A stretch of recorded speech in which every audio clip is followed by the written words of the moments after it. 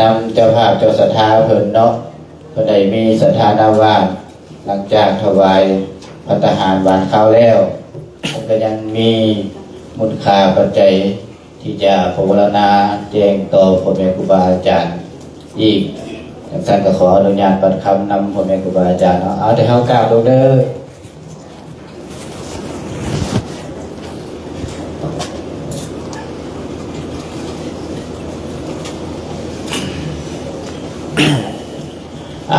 ลานำกันเนาะมุโภโมทนาสมสึกยินดีเจ้าภาพเจ้าศรัทธาเพิ่น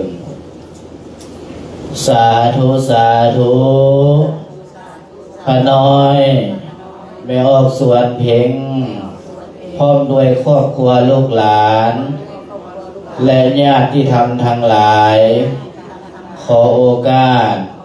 ขออนุญาตแจ้งประวรณามุนค่าปัจจัยสี่ส่วนตัวของพระอาจารย์มีจำนวนทั้งหมด1 ล้านกีบ5 ล้านกีบจุดประสงค์ที่2ได้มีศรัทธารวบรวมมาเป็นมูลค่าปัจจัยสี่สำหรับพระภิกขุสงฆ์สามเณรที่อยู่วัดป่านาคามที่นั้นมีจำนวนทั้งหมด15 ล้านกีบถ้าหากว่าพระอาจารย์และพระภิกขุสงฆ์สามเณรองค์ใดมีความประสงค์สิ่งหนึ่งประการใดที่สมควรแก้เพศสมณะแล้วขอให้บอกกล่าวจุดประสงค์นั้นกับแม่ออกหนิงใดเท่ากับมูลค่าปัจจัย5 ล้านกีบ15 ล้านกีบได้ตลอดทุกเวลาเด้อขน้อยสาธุสาธุสาธุสาธุและก็ยังอีกประการหนึ่งเนาะเพื่อได้ห่วมเพื่อได้มีศรัทธาถวายสังฆทานสุดหนึ่งเนาะจะมีบริวารอยู่หลายสิ่งหลายอย่างปัจจัยดีไหมนะคะเอาไว้กับแม่นางเลยเอาไว้ก็จะได้มีร้านดูมีบริวารสังฆทานนี่มีอยู่1 น้ำตาลทรายอ้อย4 เป่าเนาะแล้วก็2 น้ำยาถูพื้น4 ตุก1 แก๊ส3 น้ำยาล้างถ้วย3 ตุก60 ลิตร4 ยาสะอาดแก้วนี่3 ตุก5 สบู่อาบน้ำ22 แพ็ค6 ยาถูแค้วไม้ถูแค้ว13 แพ็คสาธุโมทนาอุปโมทนาเจ้าภาพเจ้าศรัทธาหลายๆเนาะสาธุสาธุ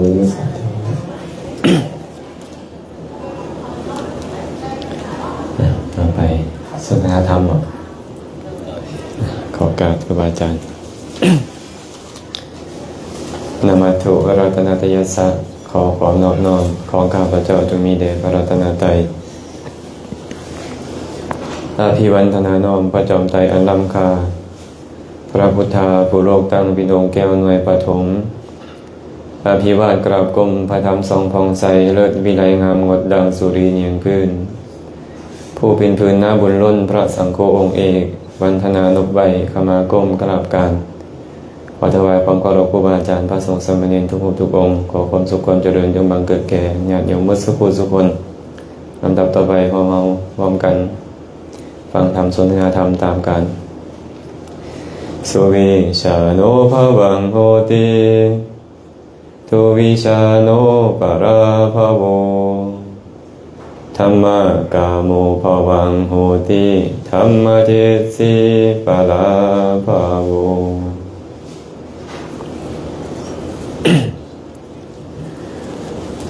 พระสัมมาสัมพุทธเจ้า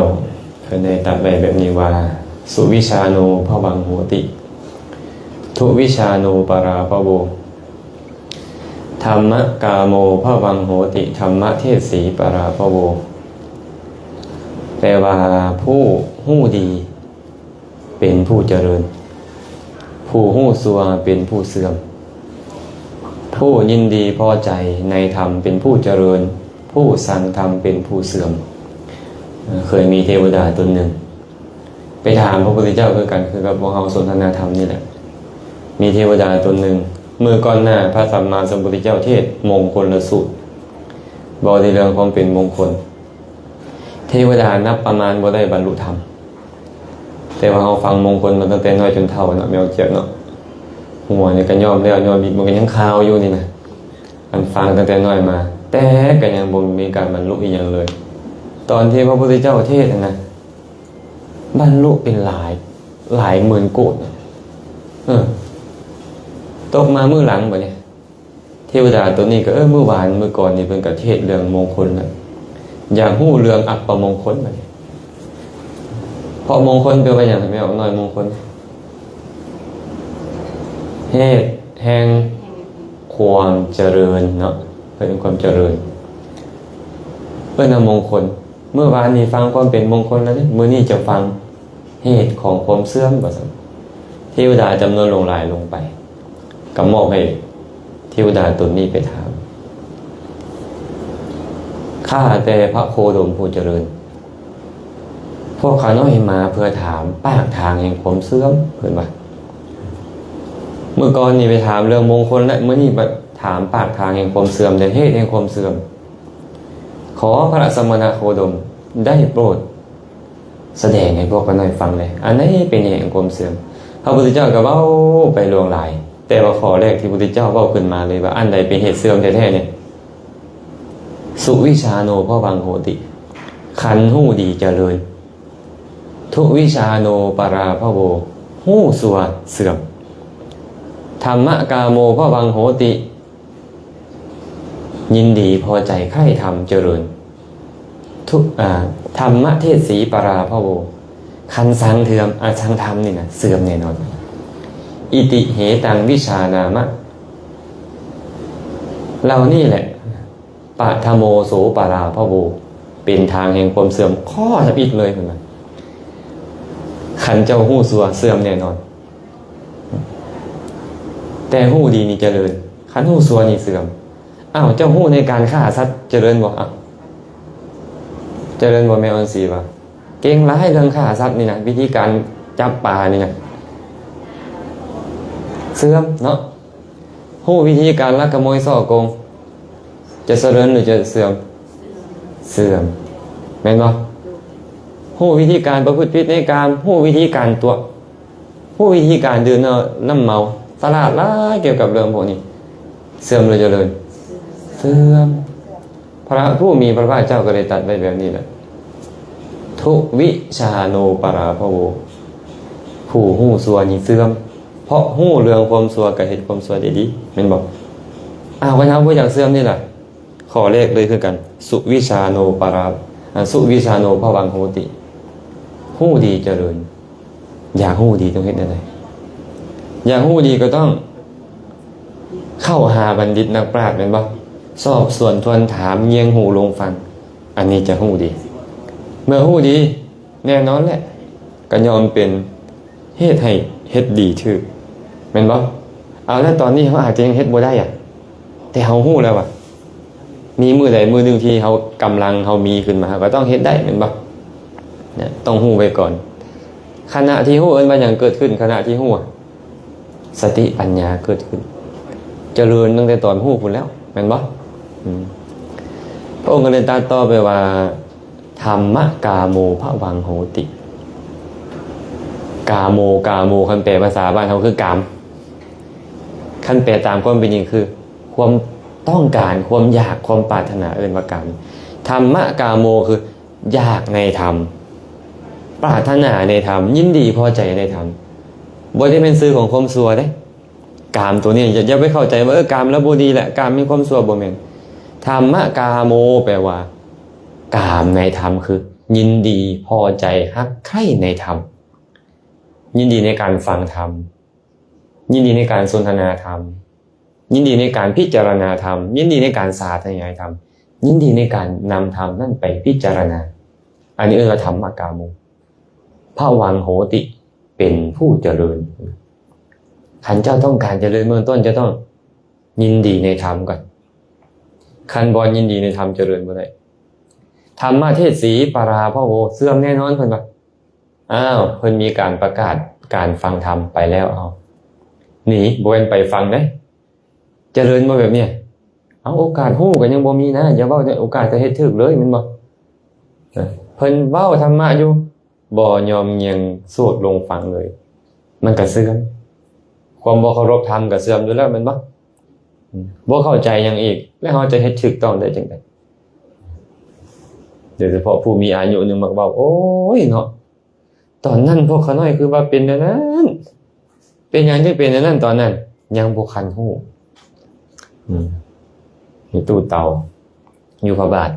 เนาะตอนนั้นอาตมาไปเทศน์ใหม่ๆลงไปเทศน์โอ้ย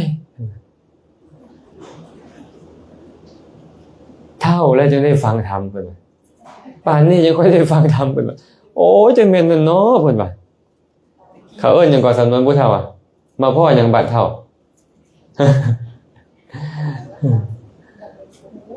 มันเฮ็ดอีหยังสิบ่ได้แหละย่างก็สิย่างบ่ได้แหละแต่กี้ละไปนั่งอดตารับครับตานอนใต้ธูปใต้เทียนฟังธรรมจนสอดแจ้งบางมื้อแต่บ่เข้าใจหยังแต่ก็คิดว่าได้บุญแล้วว่าซั่นครูบาอาจารย์บอกหยังก็เฮ็ดหมดบาดโซบาสิได้มาฟังธรรมโอ้ย70ปลาย80พอแล้วก็ได้แต่โอยบัดนี้เนาะแต่ก็ยังดีนั่นบ่ยังดีที่ยังพอเข้าใจฉะนั้นพวกเราก็เลยต้อง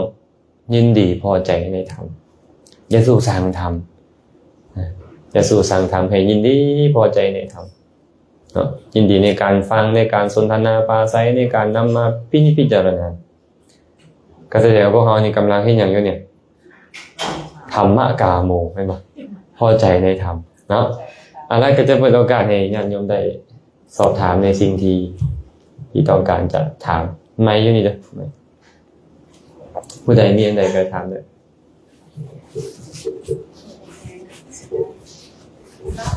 ขอโอกาสอาจารย์แล้วขอถามหนึ่งก็ได้กำลังเพราะว่าก็มีความปิติเนาะที่บุญแล้วก็มีความสูงซื่อปิติหลายแล้วก็น้อยกับมาคืออันนึงเป็นคำถามตัวเองบอกว่าอยู่ในแต่ละพิธีเนาะสมมติคือว่าเฮ็ดบุญผ้าป่าเฮ็ดบุญกันถินเฮ็ดบุญน้ำพอเฮ็ดบุญน้ำแม่เฮ็ดบุญเฮือนพระพุทธเจ้าเพิ่นได้กำหนดบอกว่าอยู่ในแต่ละประเภทบุญต้องได้มีอันพิธีกรรมแบบใดนะคะอาจารย์พิธีกรรมนี่ต้องแบบใดมันจะสิได้โอ้มันจะก็ฮู้อยู่ว่าบุญนี่มันอยู่ในใจเขานี่แหละแต่ว่ามันก็ขาดพิธีกรรมบ่ได้เนาะพิธีกรรมก็คือสิแม่นความจำเป็นต้องได้ปฏิบัติบอกนะแล้วเพิ่นได้มีการกำหนดบอกว่าแต่ละประเภทบุญที่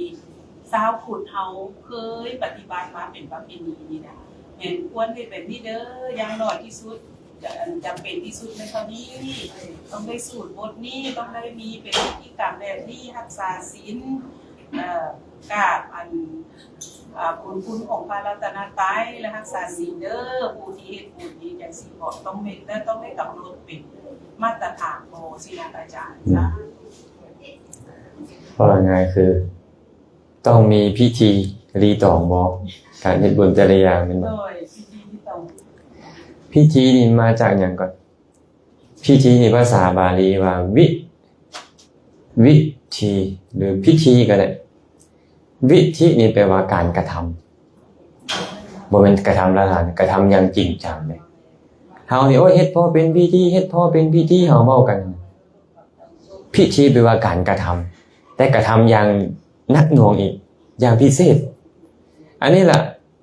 เอาปลามาใส่ในห่อข้าวพอเป็นพิธีต้องอยู่ก้อยนี่อันห่อข้าวไปรับดินกันอันอื่นคือกันแหละเฮาเอ็ดพอเป็นพิธีหมดนั่นบ่แต่ความจริงแล้วนี่นะเฮาบ่เข้าใจคำว่าพิธีนี่พิธีคือการกระทำอย่างพิถีพิถันและที่นี่นี่นะในแต่ละบุญเนี่ยมีบ่ล่ะการกำหนดไว้นะว่าต้องเริ่มจากหยั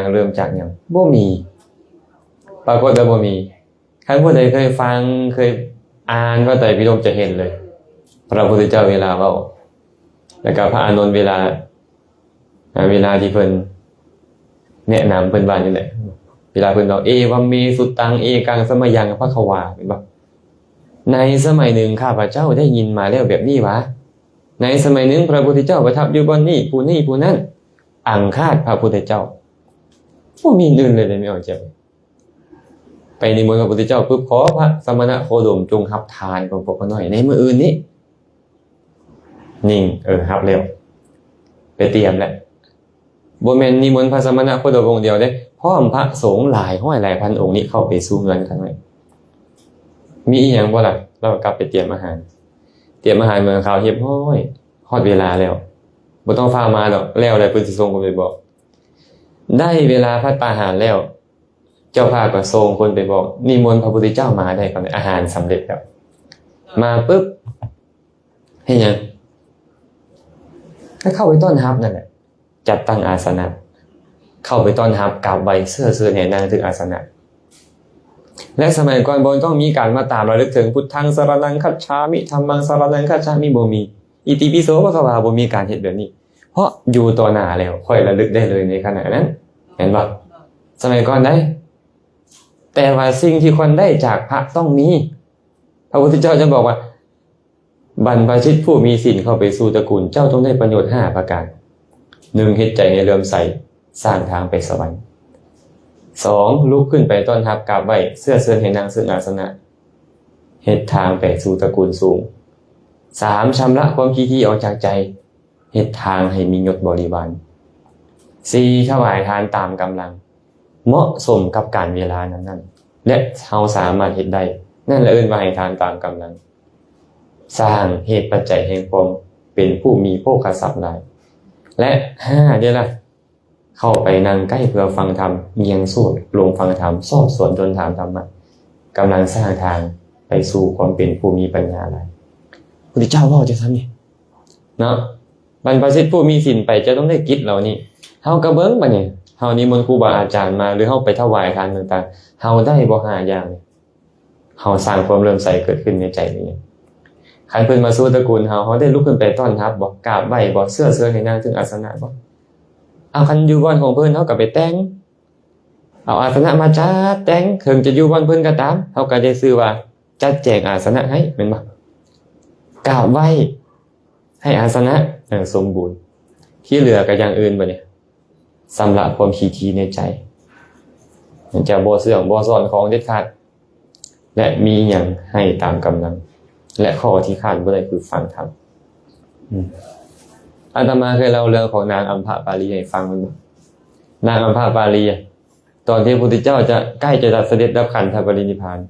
เดินทางไปเมืองเวสาลีแค่ได้ยินข่าวโสเภณีได้มีสวนพระพุทธเจ้ามาพักอยู่สวนตัวเองโอ้ยดีใจหลายฟ้าวขี่รถไปหารถก็บ่คือรถบ้านเฮาเด้บ่ได้มีอันเล็กซัสคือไม่ออกก่อนจันทร์ได้สมัยก่อนมีแต่เกียนเนาะเกียนใส่มาแล้วก็ไปฮอดบอนที่ไปฮอดได้ลงยางปดเกือบเข้าไปเลยไม่ออกสิไปเบิ่งไหมอันเฮาเว้าซุมื้อนี้ว่าโอ้ยบ่มีดอกพระพุทธเจ้าบอกให้อันปดเกือบใส่บ้านแม่นพระพุทธเจ้าบ่ได้ว่าไว้เบิ่งนี่เขาจะเข้าไปหาพระพุทธเจ้าเข้าไปหาพระสงฆ์เขาปดเกือบแล้วยังค่อยเข้าไปหาเข้าไปฮอดปุ๊บถวายบังคมฟังธรรมนิมนต์พระพุทธเจ้าไปฉันอยู่เฮือนดีอกดีใจพระพุทธเจ้าครับออกมาเห็นพวกกษัตริย์ขี่รถมาขี่รถไปตามเลยดีใจเฮงพวกกษัตริย์เขาก็เว้าให้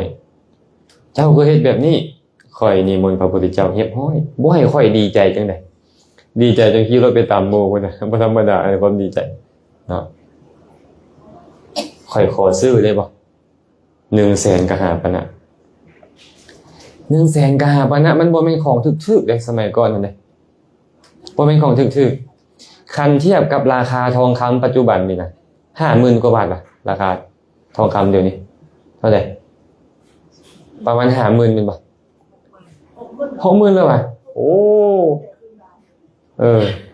ตอนพวกอาตมาคิดไรน่ะคำบาทนึง 20,000 บาท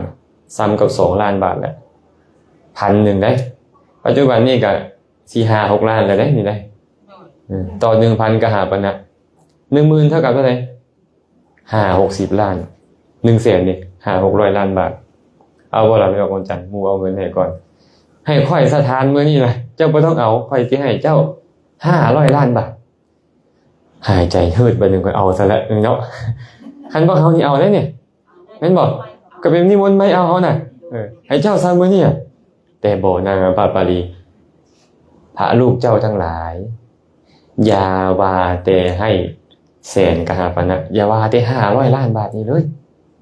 แม่พวกเจ้าจะให้บ้านสวยให้ชนบทให้ค่อยนี่ปกครองและเก็บสวยกินตลอดชีวิตนี่ค่อยก็บ่เอายกตำแหน่งความเป็นเจ้าแข่งให้ค่อยเก็บสวยเก็บอากรกินตลอดชีวิตค่อยก็บ่เอาไปใส่แล้วไปค่อยบ่เอาหนีนี่เลยพอเจ้าฤชวีก็ฟ้าขอไปหาพระพุทธเจ้าไปถามแม่นแท้บ่ว่าเรานิมนต์แล้วพระพุทธเจ้าก็บอกเขารับนิมนต์แล้วตื่นมื้ออื่นเช้ากับเราเฮ็ดอาหารเฮ็ดพระสงฆ์หลายร้อยองค์ได้ตอนพระองค์จะปรินิพพานนี่ติดตามพระพุทธเจ้าไปเราก็ต้อนรับก็คือเฮาเฮ็ดนี่แหละลุกขึ้นไปต้อนรับล้างตีนเสร็จตีนจัดอาสนะให้เรียบร้อยเข้าไปกราบไหว้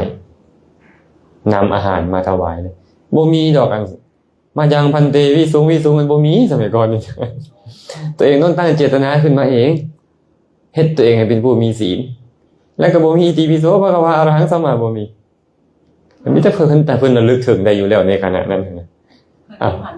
เฮาบ่จำเป็นต้องไปเว้าอิติปิโสสมัยก่อนเนาะเพิ่นก็ระลึกถึงคุณของพระพุทธเจ้าและอังคาดหมายถึงบริการสำนวนพระไตรปิฎกเอิ้นว่าอังคาดสำนวนภาษาบ้านเฮาคือบริการความหมายของศัพท์แปลว่าเข้าไปใกล้คอยหับไส้เข้าไปเบิ่งอันใดหมดอันใดตักใส่อันใดบ่ตักใส่อันนี้เอิ้นว่าอังคาดบ่ได้ให้บาทเดียวคือพวกเฮาเด้บริการพร้อมคล้ายๆอยู่โรงแรมหรูนะ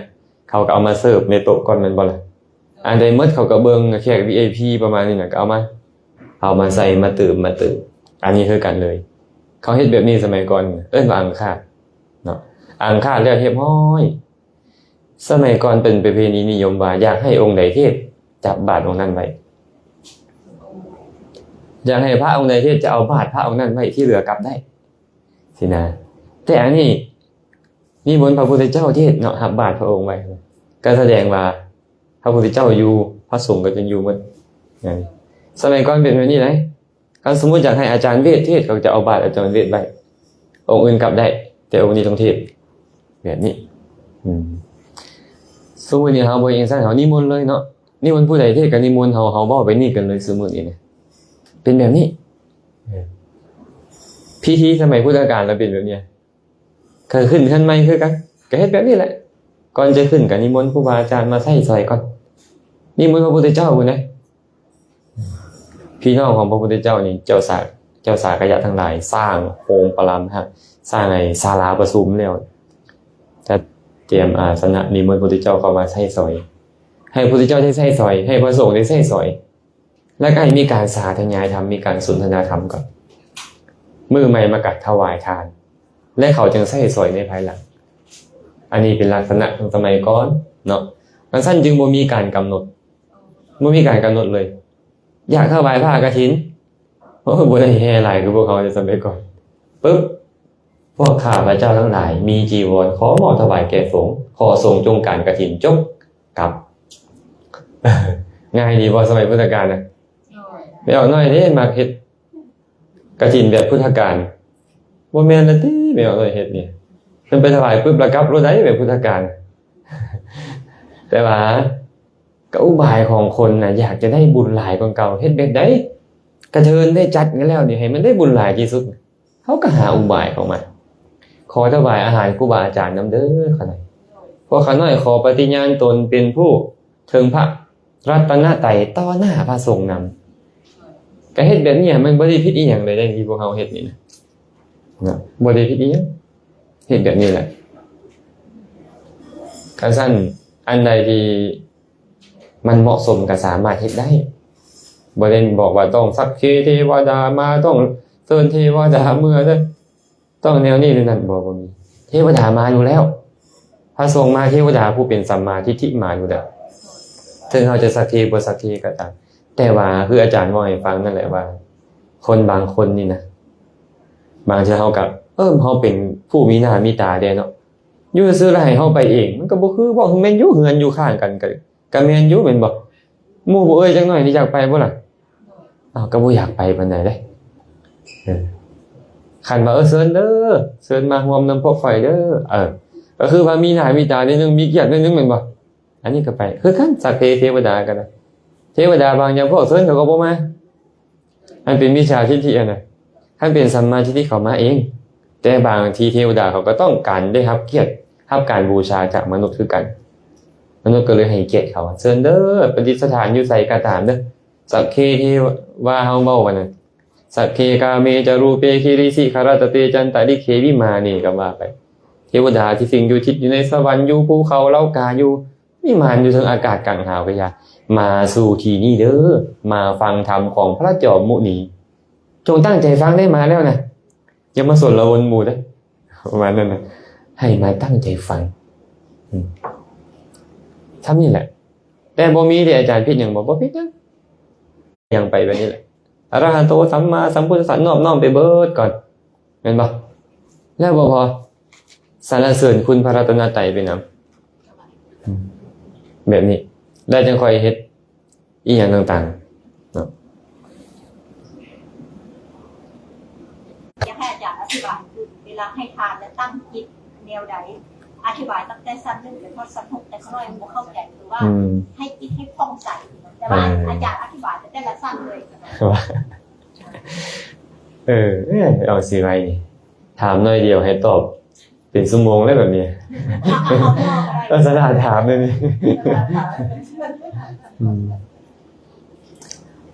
นี่เคยมีเรื่องราวเกิดขึ้นเนาะมีเรื่องราวเกิดขึ้นในสมัยพุทธกาลพระพุทธเจ้าเนี่ยบางทีเพิ่นก็ต้องเดินทางไปไกลไปโพธิสัตว์เนาะบางทีก็ไปโดนแด่บ่โดนแด่สินะชาวบ้านก็เลยบ่ค่อยได้เห็นพระพุทธเจ้าแต่ว่าภาษาลีบุตรอยู่บนไหนก็เหมือนพระพุทธเจ้าอยู่บนนั้นสินะเขาก็เลยพากันเข้าไปหาภาษาลีบุตรพอไปหาภาษาลีบุตรแล้วฟังธรรมเรียบร้อยชาวบ้านก็อดบ่ไหวแล้วอยากได้บุญนำพระพุทธเจ้าแดงก็เลยไปถามข้าแต่ท่านภาษาลีบุตรผู้เจริญพวกข้าน้อยนี่นะบ่ได้ฟังธรรมในสำนักของพระพุทธเจ้ามาโดนเองแล้วว่าซั่นขอพระคุณเจ้าเฮ็ดให้พวกข้าน้อยนี่นะได้ฟังธรรมต่อหน้าพระพุทธเจ้าได้ท้อนอยากพ่อพระพุทธเจ้าบ่เห็นดลแล้วบ่ได้พ่อดลแล้วพระสัมมาสัมพุทธเจ้าบ่อยู่เนาะพระสารีบุตรก็เลยบอกว่าพ่อไม่เอามื้อวันอุโบสถเด้อมื้อกรรมละมาค่อยสิพาไปเพิ่นรู้ว่ามื้อกรรมแล้วพระพุทธเจ้าจะอยู่ชาวบ้านก็ดีอกดีใจแล้วกราบแล้วก็กลับฮอดมื้อกรรมมันก็พากันหุ่มมาหลายๆพอฮอดปุ๊บพระสารีบุตรก็ไปพาไปเข้าไปหาพระพุทธเจ้าก็ไปกราบถวายบังคมพอถวายบังคมเรียบร้อยแล้วก็ถามพระพุทธเจ้าว่าข้าแต่พระองค์ผู้เจริญแม่นหยังเป็นเหตุแม่นหยังเป็นปัจจัยที่บุคคลให้ทานแบบเดียวกันเลยแต่มีผลบางคนนี่มีผลใหญ่มีอานิสงส์ใหญ่แต่บางคนให้แล้วบ่มีผลใหญ่บ่มีอานิสงส์ใหญ่มันย้อนหยังมีอยู่ว่าเหตุผลของมันนั่นน่ะสมมุติแม่เอาซีไว้เกิดเป็นเจ้าภาพกฐินแม่เอาของจันเกิดเป็นเจ้าภาพกฐินกับผ้ากันสร้างมาจากห้านเดียวกันเงินก็ซ้ำกันสมมุติสัตว์กองก็แบบเดียวกันเลยให้ไปได้ก็คือให้แบบกันแบบเดียวกันแม่นยังขนาดเป็นเหตุเป็นปัจจัยผู้นึงให้แล้วได้บุญหลายผู้นึงให้แล้วได้บุญน้อยอันนี้เป็นถามเด้เนาะบ่แม่นว่าให้แบบเดียวกันแล้วมันจะได้บุญซ้ำกันบ่แม่นเด้บ่แม่นพระสัมมาสัมพุทธเจ้าก็เลยตรัสว่าสารีบุตรมีอยู่ได้มีอยู่สารีบุตรบุคคลบางคนในโลกนี้ให้ทานเพื่อสั่งสมด้วยคิดว่าหลังจากเฮาละโลกนี้ไปแล้วเฮาจะได้เสวยผลของทานนี้เจ้าว่ามีบ่สารีบุตรพระสารีบุตรก็บอกมีค่ะหน่อยสารีบุตรคนให้ทานแบบนี้ หลังจากแตกกายทำลายแล้วย่อมเข้าถึงสุคติโลกสวรรค์เมื่อเขาสิ้นกรรมสิ้นฤทธิ์สิ้นยศหมดความเป็นใหญ่แล้วยอมกลับมาสู่ความเป็นมนุษย์อีกนี่แหละสารีบุตรเหตุผลที่เฮ็ดให้ทานแล้วไปเกิดในสวรรค์สั้นจาตุถ้าให้ทานหวังผลไอ้พวกเฮานี่แทบจะบ่มีเลยติผู้บ่หวังผลนี่แม่นบ่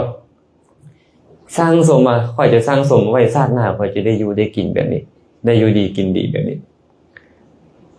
เฮาต้องคิดแหละบ่เทื่อนึงก็เทื่อนึงเฮาต้องคิดและให้ทานแบบนี้เป็นบ่มีบ่พวกเฮาคันความคิดแบบนี้ใจแบบนี้มันมีอยู่ในบริบทของทานเฮาตายไปแล้วจะไปเกิดในสวรรค์สั้นจาตุพระพุทธเจ้าก็เว้าต่อไปว่าสารีบุตรบางคนบ่ได้ให้ทานแบบทั้งสมได้เขาให้ทานโดยคิดว่าการให้ทานเป็นความดีข่อยก็ต้องเฮ็ดเจ้าว่ามีบ่สารีบุตรคนให้ทานแบบนี้พระสารีบุตรก็บอกมีค่ะหน่อยมีสารีบุตรบุคคลใดก็ตามให้ทานด้วยคิดว่าการให้ทานเป็นความดีหลังจากแตกกายทำลายแล้วย่อมเข้าถึงสุคติโลกสวรรค์ไปเป็นสหายของเทวดาสั้นดาวดึงส์แต่หลังจากสิ้นกรรมสิ้นฤทธิ์สิ้นยศหมดความเป็นใหญ่แล้วเขาจะกลับมาสู่ความเป็นเช่นนี้คือมาเป็นมนุษย์อีกบางทีเราเห็นหมู่เฮ็ดเป็นความดีเห็นบ่เด็กน้อยอันนี้บ่เด็กน้อยซะเนาะบ่เห็นชัดเจนนะมานายคุณมาให้ตักบาตรนะแม่เฒ่าเราก็เฮ็ดเราก็คิดว่าเป็นความดีที่แม่เฒ่าจังพาเฮ็ดแต่เราบ่ได้ใส่ใจเหตุผลอื่นแม่นบ่คือเฮาพาเด็กน้อยกราบไหว้อีหยังนี่นะหรือว่าเอาลูกเอาอันนี้ประเคนนั่นครูบาอาจารย์เพิ่นไว้เขาก็เฮ็ดเขาคิดว่าเป็นความดีแต่เขาบ่ได้คิดอย่างอื่นตอนนั้นเขาเฮ็ดแบบนี้เฮาเองก็มีเฮาคิดว่ามันเป็นสิ่งที่ดีงามเราต้องเฮ็ดนี่แหละจะเป็นปัจจัยให้ไปเกิดในสวรรค์สั้นดาบ่ถึงจักล้านปี36ล้านปีจาตูมนี่9ล้านได้ดาบ่ถึง36ล้านปีเนาะพระพุทธเจ้าถามต่อไปอีกว่าสารีบุตรบุคคลบางคนในโลกนี้บ่ได้ให้เพราะหวังสั่งสมบ่ได้ให้เพราะคิดว่าเป็นความดีเขาให้ด้วยคิดว่าการให้นี่นะเป็นประเพณีที่ดีงามที่พ่อแม่ปู่ย่าตายายเฮาเฮ็ดสืบกันมาแล้วเฮาจะบ่เฮ็ดบ่ควรเฮาต้องเฮ็ดสารีบุตรเจ้าคิดว่าคนคิดแบบนี้แล้วให้ทานมีบ่พระสารีบุตรก็ตอบว่ามีบ่พ่อแม่บอกว่ามีอันแหละนี่เมื่อรับวันศีลต้องใส่บาตรได้เมื่อเข้าศาลาเข้าประทับดินได้เข้าพรรษาออกพรรษาได้พ่อแม่เฮาพาเฮ็ดมาแล้วได้ขาดบ่ได้พวกเฮาได้นี่มีบ่แบบนี้แหละเนาะบุญกองคงบุญกองเข้าบ่อย่างต่างๆนี่นะประเพณีคิดว่ามันเป็นประเพณีแล้วให้ไปสารีบุตรบุคคลใดให้ทานด้วยคิดว่าเป็นประเพณีที่ดีงามที่บรรพบุรุษสืบมาหลังจากแตกกายทำลายแล้วย่อมเข้าถึงสุคติโลกสวรรค์ไปเป็นสหายของเทวดาสั้นยามาแต่หลังจากสิ้นกรรมสิ้นฤทธิ์สิ้นยศหมดความเป็นใหญ่แล้วยอมกลับมาเกิดเป็นมนุษย์นี้อีกนี่เป็นอานิสงส์ของการให้ทานโดยคิดว่ามันเป็นประเพณีที่ดีงามอาตมาว่าหลายเป็นแทบหมดประเทศบ่อันคิดแนวนี้นี่นะบางทีเราบ่ได้เข้าใจในพุทธศาสนาแท้คืออาตมาเองคือกันตอนยังเป็นคฤหัสถ์ก็เข้าใจว่าพ่อแม่พาเฮ็ดมาแนวนี้ก็เฮ็ดก็บ่ได้เหตุผลอื่นนะเนาะคันกุศลที่เฮาเฮ็ดข้างนั้นได้โอกาสส่งผลเฮาก็จะไปเกิดในสวรรค์ชั้นยามาไปจากล้านปีแล้วบ่เนี่ย144ล้านปีท้าวสักกะนี่36ล้านปีได้แต่ยามา144ล้านปีโอ้บ่เป็นสิลืมหลังมันบ่คันโดนไปแล้วเนาะแต่ก็บ่อิ่มดอกอาตมาว่าสัมพันธ์ยังบ่อิ่มกามคุณนี่พระพุทธเจ้าก็เลยตรัสตอบไปว่าสารีบุตรบุคคลบางคนในโลกนี้บ่ได้ให้ทานอย่างที่ว่ามานั้นแต่เขาให้ทานด้วยคิดว่าสมณะทั้งหลายหุงหาเข้าป่าอาหารบริโภคเองบ่ได้เฮาเฮ็ดได้เฮาต้องให้ได้เฮาบ่ให้บ่ควรเลยโอ้แม่ออกวันจันทร์นี่คือสิคืออยู่คนเนี่ยแล้วออกวันจันทร์เนาะมีบ่สารีบุตรคนให้ทานแบบนี้พุทธเจ้าถามมีค่ะหน่อยพ่อแม่ออกคิดว่ามีบ่ต้องซี้ไปพื้นตรงนี้นี่เฮานี่แหละ เพิ่นบ่ได้เฮ็ดให้ใส่หน้าอีหยังได้แม่นบ่เพิ่นบ่ได้ทำมาค้าขายอีหยังได้เฮาเฮ็ดได้เฮาต้องให้ได้เฮาต้องซอยเหลือเพิ่นได้ส่วนหลายเลยมาตัวนี้เฮาพระพุทธเจ้าก็เลยบอกว่าสารีบุตรบุคคลผู้ให้ทานแบบนี้หลังจากแตกกายทำลายแล้วย่อมเข้าถึงสวรรค์และความเป็นสหายของเทวดาในสวรรค์สั้นดุสิตแต่ว่าหลังจากสิ้นกรรมสิ้นฤทธิ์สิ้นยศหมดความเป็นใหญ่แล้วยอมกลับมาสู่ความเป็นเช่นนี้อีกคือมาเกิดเป็นมนุษย์อีกคือเก่ายังมีโอกาสไปอบายทุกขติวินิบาตคือเก่าสวรรค์สั้นดุสิตเนี่ยอายุเทียบกับมนุษย์นี่576ล้านปีไหวบ่ล่ะพอไม่ออกอ่ะ576ล้านปีอาตมาว่าหลายอยู่แบบนี้เนาะโดยเฉพาะพวกเฮาที่พอเข้าใจได้แล้วนี่นะว่าครูบาอาจารย์เพิ่นก็บ่มีเงินบ่มีทองเด้ทำมาค้าขายง่ายมือก็บ่ได้เฮ็ดให้ใส่นาปลูกฟังก็บ่ได้เฮามีอยู่เฮาก็ต้องให้ตัวพี่กายนี่ไม่ออกสิไว้เอารถกระบะเพิ่นไปตางเอาหน่อมาส่งอยู่นาขามหน่อไม้เพิ่นหน่อไม้อยู่สวนมันหลายเป็นกระบะเพิ่นเอามาเนาะเพิ่นบ่สามารถเฮ็ดได้เฮาเฮ็ดได้เฮาก็ต้องให้โอ้แต่ไปอยู่ใกล้พระศรีอานตรงเนี้ยกลุ่มเนี้ยไปอยู่ใกล้พระศรีอานเข้าไปใกล้พระอริยเมตไตรเนาะอันนี้ประเภทที่4พระพุทธเจ้าก็ถามพระสารีบุตรนี่นะบามีให้ทานแบบ4อย่างที่บามานี่ดอกแต่เขาให้ทานเหมือนกับฤาษีทั้งหลายมีวามกะฤาษีเป็นต้นที่ให้มาแล้วในการก่อนเจ้าว่ามีบ่ให้แบบได้ให้แบบฤาษีนี่นะไม่ออกสิไว้ฤาษีก็เฮ็ดแบบใดเนาะการก่อนฤาษีเฮ็ด2แบบ1ฤาษีเขามักบูชาอันนี้ก็9อย่างอันนี้ก็9อย่างอันนี้ก็9อย่างสินะเรือเครื่องอันนี้ก็108อันนี้ก็108แบบนี้เป็นต้นนี่นะอันนี้แบบที่1แบบที่2คือพวกฤาษีนี่นะข้าเจ้าให้แบบหม้อพร้อมคือเขาให้เมื่อแล้วเขาออกบวชเลยอันนี้มาให้แบบฤาษีหมายความว่าผู้ใดมาขออันไหนค่อยจะให้อันนั้นให้แบบบ่มีส่วนเหลือเห็นบ่พวกฤาษีเขารวยบ่รวยเนาะอย่างเช่นสุเมธะดาบทอดีตพระโพธิสัตว์ของเฮาเป็นบ่80โกฏ87โกฏทิ่มเลยผู้ใดอยากได้เอาให้หมดค่อยจะออกบวชแบบเนี้ยเอิ้นมาให้แบบฤาษีอันนี้น้อยอยู่เลยอาตมาฤาษีน้อยอยู่เลยแต่ว่าก็มีเนาะก็มีอยู่สารีบุตรเจ้าว่ามีบ่แบบนี้พระสารีบุตรก็บอกมีเขาหน่อยสารีบุตรโดยบุคคลผู้ให้ทานแบบนี้หลังจากแตกกายทำลายแล้วย่อมเข้าถึงความเป็นสหายของเทวดาสั้นนิมมานรดีแต่หลังจากสิ้นฤทธิ์สิ้นยศสิ้นกรรมสิ้นฤทธิ์สิ้นยศหมดความเป็นใหญ่แล้วจะกลับมาสู่ความเป็นเช่นนี้มาเป็นมนุษย์มีโอกาสไปอบายคือเก่าได้2,304 ล้านปีอันเนี้ย2,304 ล้านปีโดนบ่ โดนเติบเลยเนาะโดนเติบได้อยากได้อีหยังแค่แบมือออกมากับกดขึ้นเลยกลุ่มนี้บ่ต้องอีหยังหลายนิมมานรดีไปว่ายินดีในการเนรมิตเอาไว้ยินดีในการที่ตัวเองเนรมิตได้อยากได้อีหยังเนรมิตได้หมดเลยเทวดากลุ่มนี้และอยู่หัน 2,304 ล้านปีพระผู้มีพระภาคเจ้ากตรัสต่อไปว่าสารีบุตรบุคคลบางคนในโลกนี้บ่ได้ให้ทานเหมือนกับ5อย่างที่ผ่านมานี่ดอกเขาให้ทานด้วยคิดว่าข้าพเจ้าให้ไปแล้วข้าพเจ้าจะเกิดความปลื้มปิติยินดีเกิดความสุขใจโสมนัสใจสารีบุตรเจ้าคิดว่าคนให้ทานแบบนี้มีบ่พระสารีบุตรก็บอกว่ามีค่ะหน่อยไอ้พวกเขาเองก็เคยเป็นสมมติเห็นเด็กน้อยข้างทางโอ้ยเขาระบายได้ไปเลาะเก็บข้าวจี้กินอันที่เขาทิ่มทางขี้เหงื่อแล้วสมมุติไม่ออกอาจารย์ไปเห็นไม่ออกอาจารย์แล้วว้ายเบิ่งไหมอันเขาทิ่มกันยังดีกว่านี่ลงไปซื้อข้าวจี้ไปให้ปลื้มใจปะมีความสุขใจปะมีความสุขใจ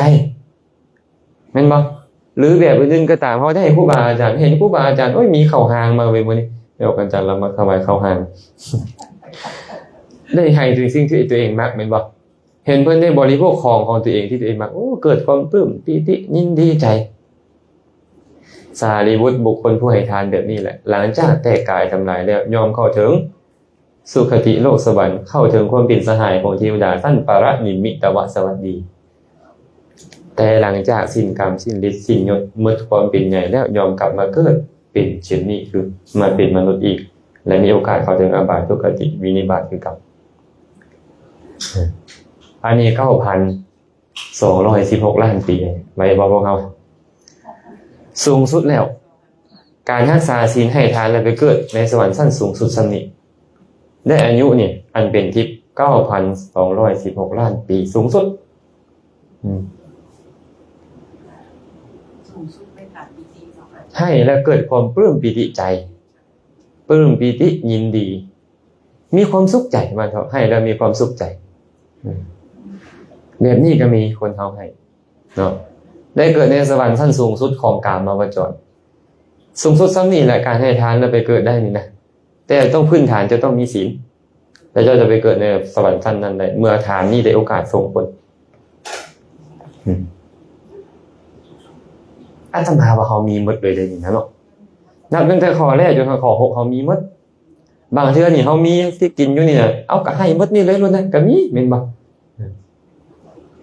เฮาเลยมีหมดทั้ง6นี่แล้วแต่ตัวใดมันสิส่งผลมาเนี่ยเอาไม่ออกก็ต้องน้อมใจไปก็อยากไปเกิดในสวรรค์ชั้นดุสิต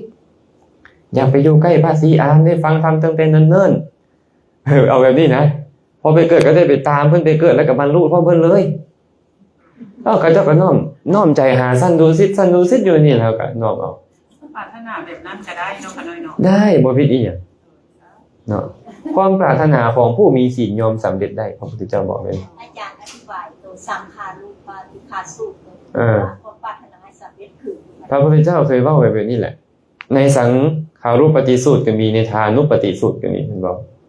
บุคคลผู้ให้ทานคือข้าวน้ำยานพาหนะผ้าดอกไม้ของหอมเครื่องไล่ทาที่อยู่ที่นอนประทีปโคมไฟแก่สมณพราหมณ์เขาให้สิ่งใดย่อมหวังสิ่งนั้นเขาได้ยินได้ฟังมาว่าเพิ่นก็เว้าเลยเด้ตั้งแต่ความเป็นมนุษย์พี่แหละการเป็นมนุษย์ก็เขาได้เห็นมาว่ากษัตริย์มหาศาลพระมหาศาลข้าบดีมหาศาลเป็นผู้มั่งคั่งบำรุงบำเรอด้วยยุกามคุณทั้งหลายแต่ถ้าว่าเทวดาเพิ่นก็บอกว่าเทวดาสั้นจาตูมแดดาวดึงยามาดุสิตนิมมานรดีปรนิมิตวสวัสดีแดเป็นผู้มีอายุยืนมีวรรณะงดงามมีความสุขหลายเขาจึงตั้งความปรารถนาแบบนี้ว่าด้วยเดชแห่งบุญนี้ขอข้าพเจ้าหลังจากแตกกายทำลายแล้วจงเข้าถึงความเป็นสหายของเทวดาสั้นจาตูมเป็นต้นเถิดภิกษุทั้งหลายเขาตั้งจิตนั่นอธิษฐานจิตนั่นเจริญจิตนั่นอยู่หลังจากแตกกายทำลายแล้วเขายอมเข้าถึงความเป็นเช่นนั้นแต่เฮากล่าวว่าของผู้มีศีลได้บ่แม่นของคนทุศีลได้ถึงทานจะส่งผลได้ก็จริงได้แม่ว่าสิไว้แต่ว่าต้องของผู้มีศีลเพิ่นว่าบ่แม่นทานของคนทุศีลเด้ทานของคนทุศีลจะส่งผลอยู่ไสล่ะแม่พรหมณีก็ไปเป็นแมวเศรษฐีกันเด้ไปเป็นมหาเศรษฐีเนี่ยมันก็ขี่รถเบนซ์อยู่เด้นอนห้องแอร์อยู่เด้อันนั้นทานมันส่งผลแต่ว่ามันบ่นำไปเกิดเดี๋ยวนี้เพิ่นก็เลยบอกว่าคันมาทานของผู้มีศีลมันจึงจะนำไปเกิดในสวรรค์ชั้นนั้นอย่าลืมได้ตัวนิทานมันต้องมีได้อย่างน้อยๆไม่ออกสิไว้ต้องมีศีลตอนใกล้ตายหน่อยสุดตอนใกล้ตายเอาสิมาสมาทานศีลทันบ่ล่ะคือไม่ออกของจันทร์ว่าเมื่อกี้นี่บ่ฮู้สมาสิไปตอนใดนี่ตุ้มไปแล้วมันก็สิไปตั้งสมาทานตอนไหนคันใจสิขาดแล้วอ้อยๆอยู่น่ะนึกถึงให้สมาทานศีลซะก่อนตอนนี้ดีคันใดขนาดนั้นยันแต่รู้เบิ่งไอ้บนใดค่อยไปแล้วนอนนี่นอนอยู่หั่นล่ะตายตอนนั้นซ้ำๆอันนี้สำคัญเฮาก็เลยต้องพยายามฝึกเฮ็ดให้มีศีลอยู่เรื่อยๆเนาะนี่อันนี้เป็นอานิสงส์ของทานเนี่ยปรารถนาได้อย่าว่าแต่สำนีเลยพระพุทธเจ้าบอกว่าปรารถนาเป็นพรหมกันนั่นแหละแต่ว่าต้องเป็นของผู้ในฌานตัวนี้ผู้ในฌานต้องมีฌานบ่มีฌานไปเป็นพรหมมาได้เพิ่นเว้าอยู่ว่าเป็นบริบทของทานเพิ่นบอกว่าบุคคลบางคนในโลกนี้ให้ทานคือข้าวน้ำเป็นต้นนี่แหละได้ยินได้ฟังมาว่าเทวดาชั้นพรหมเป็นผู้มีอายุยืนมีความสุขหลาย มีวรรณะงดงามเขาจึงตั้งความปรารถนาว่าขอข้าพเจ้าหลังจากแต่กายทำลายแล้วจงเข้าถึงความเป็นสหายของเทวดาสั้นผมเถิดเขาตั้งจิตนั่นอธิษฐานจิตนั่นเจริญจิตนั่นน้อมไปแล้วนี่หลังจากแต่กายทำลายแล้วย่อมเข้าถึงความเป็นสหายของเทวดาสั้นผมนั้นแต่เฮากล่าวว่าของผู้มีศีลได้ของผู้กำจัดความกำนัดยินดีคือกำจัดกามมาราคะได้แล้วได้บ่ได้กล่าวถึงผู้บ่มีศีลบ่ได้กล่าวถึงผู้ที่บ่สามารถคุมความกำหนัดในกามได้เห็นว่านี่นะเจ้าจะเป็นพรหมเจ้าต้องเป็นพระอนาคามีหรือได้ฌานหรือได้ฌานเดี๋ยวนี้เนาะเอากลับมาหาพระสูตรเมื่อกี้นี้ว่าบ่คันจบที่มีเอาสีไว้ถามเนาะพระพุทธเจ้าถามต่อว่าสารีบุตรบุคคลบางคนในโลกนี้เขาบ่ได้ให้ทานแบบ6อย่างที่ว่ามานี่เลยบ่ได้ให้ทานเพราะหวังสังสมบ่ได้ให้ทานเพราะคิดว่าเป็นความดีบ่ได้ให้ทานเพราะคิดว่าเป็นประเพณีบ่ให้ทานด้วยคิดว่าเฮาเป็นคฤหัสถ์เฮ็ดได้เพิ่นเป็นสมณะเฮ็ดบ่ได้เฮาต้องให้บ่ได้ให้ทานด้วยคิดว่าเฮาจะเฮ็ดเหมือนฤาษีทั้งหลายและบ่ได้ให้ทานด้วยคิดว่าเป็นคนดีเลยแต่เขาให้ทานเพื่อประดับปรุงแต่งจิตใจหลังจากแต่กายทำลายแล้วยอมเข้าถึงความเป็นสหายของเทวดาสั้นพรหมเป็นพระอนาคามีแล้วบ่กลับมาสู่ความเป็นเช่นนี้อีกอันที่เว้ามาทั้งหมดยังกลับมาเกิดเป็นมนุษย์ยังมีโอกาสเข้าถึงอบายแต่ท่านแบบนี้นะแบบประดับปรุงแต่งจิตใจบ่กลับมาอีกนี่แหละสารีบุตรเป็นอานิสงส์ของมันหลายๆคนไปอ่านพระสูตรนี่ก็เลยเข้าใจว่าให้ทานกับบรรลุธรรมให้ทานก็เป็นอนาคามีได้แต่ความจริงบ่แม่นความจริงแล้วบ่แม่นแบบนั้นได้คำว่าให้ทานประดับปรุงแต่งจิตใจคืออยากจะกำจัดความขี้ที่ของข่อยนี่นะย้อนความขี้ที่ของข่อยมันมีปัญหาให้ได้ข่อยให้ทานได้ยากอยากจะกำจัดความโลภพอความยากนี่มันเฮ็ดให้ข่อยนี่ให้บ่ได้ความโลภเป็นชื่อของกามราคะกามฉันทะนิวรณ์ความขี้ที่นี่เกิดขึ้นพร้อมกับโทสะโทสะเป็นหยังพยาปาทะนิวรณ์แม่นบ่เมื่อถือคม2อันนี้ถือคมกามราคะถือคมโทสะถือคมมันเป็นปัจจัยให้เจริญสมาธิได้ง่ายคันเจ้าสามารถเจริญสมาธิได้เจ้าจะบรรลุฌานได้ก็ไม่เกิดเป็นพรหมก็บ่ต้องกลับมาอีกแม่นบ่แต่ซ้ำเป็นพรหมนี่มันต้องกลับมาคือเก่าได้แต่ว่ามันบ่กลับมาไวเพราะเว้าเรื่องกลับแล้วบัดนี้เนาะมันยังอยู่เป็นกลับๆสิพรหมบางพวกโลกแตกสลายแล้วเขาก็ยังบ่ตายโลกกอโตขึ้นใหม่เป็น10รอบ20รอบเขาก็ยังบ่ตายพรหมบางพวกกันเนาะแต่ว่าถ้าผู้ใดใช้ฌานนี่เป็นบาตเจริญวิปัสสนาก็สามารถบรรลุได้ถึงอนาคามีเลยบรรลุโสดาบันก็ได้สกทาคามีก็ได้อนาคามีก็ได้บรรลุอรหันต์บ่ได้วะได้แต่เป็นอย่างพระสูตรนี่พระพุทธเจ้าจึงเว้าแต่อนาคามีเพราะอรหันต์บ่ไปเกิดแล้วเพิ่นกำลังเว้าเรื่องของการไปเกิดอยู่เฮ็ดแบบนี้ไปเกิดจาตูมเฮ็ดแบบนี้ไปเกิดดาวดึงไปเกิดยามาอยู่ค่อยกำลังเว้าเรื่องของความเกิดค่อยก็ยกหัวข้อธรรมเทศนามาให้แก่ความเกิดเพราะพระอรหันต์บ่เกิดทั้งที่จาคานุสตินี่นะให้ทานแล้วมานึกถึงว่าโอ้ยค่อยให้ได้ดีแล้วเนาะทานค่อยให้ดีเนาะเบิ่งแม้ท่ามกลางคนขี้ที่ทั้งหลายค่อยให้ได้คนทั้งหลายบ่สามารถสละได้แต่ค่อยสละได้พระสัมมาสัมพุทธเจ้าเพิ่นดำเนินมาแนวนี้ก็เจริญทานบารมีมาแบบนี้พระอริยสาวกทั้งหลายเฮ็ดมาเป็นนี่ค่อยได้ดำเนินตามแล้วเนาะใจเขาเกิดความปลื้มปิติยินดีแม่นบ่นิวรธรรมก็สงบ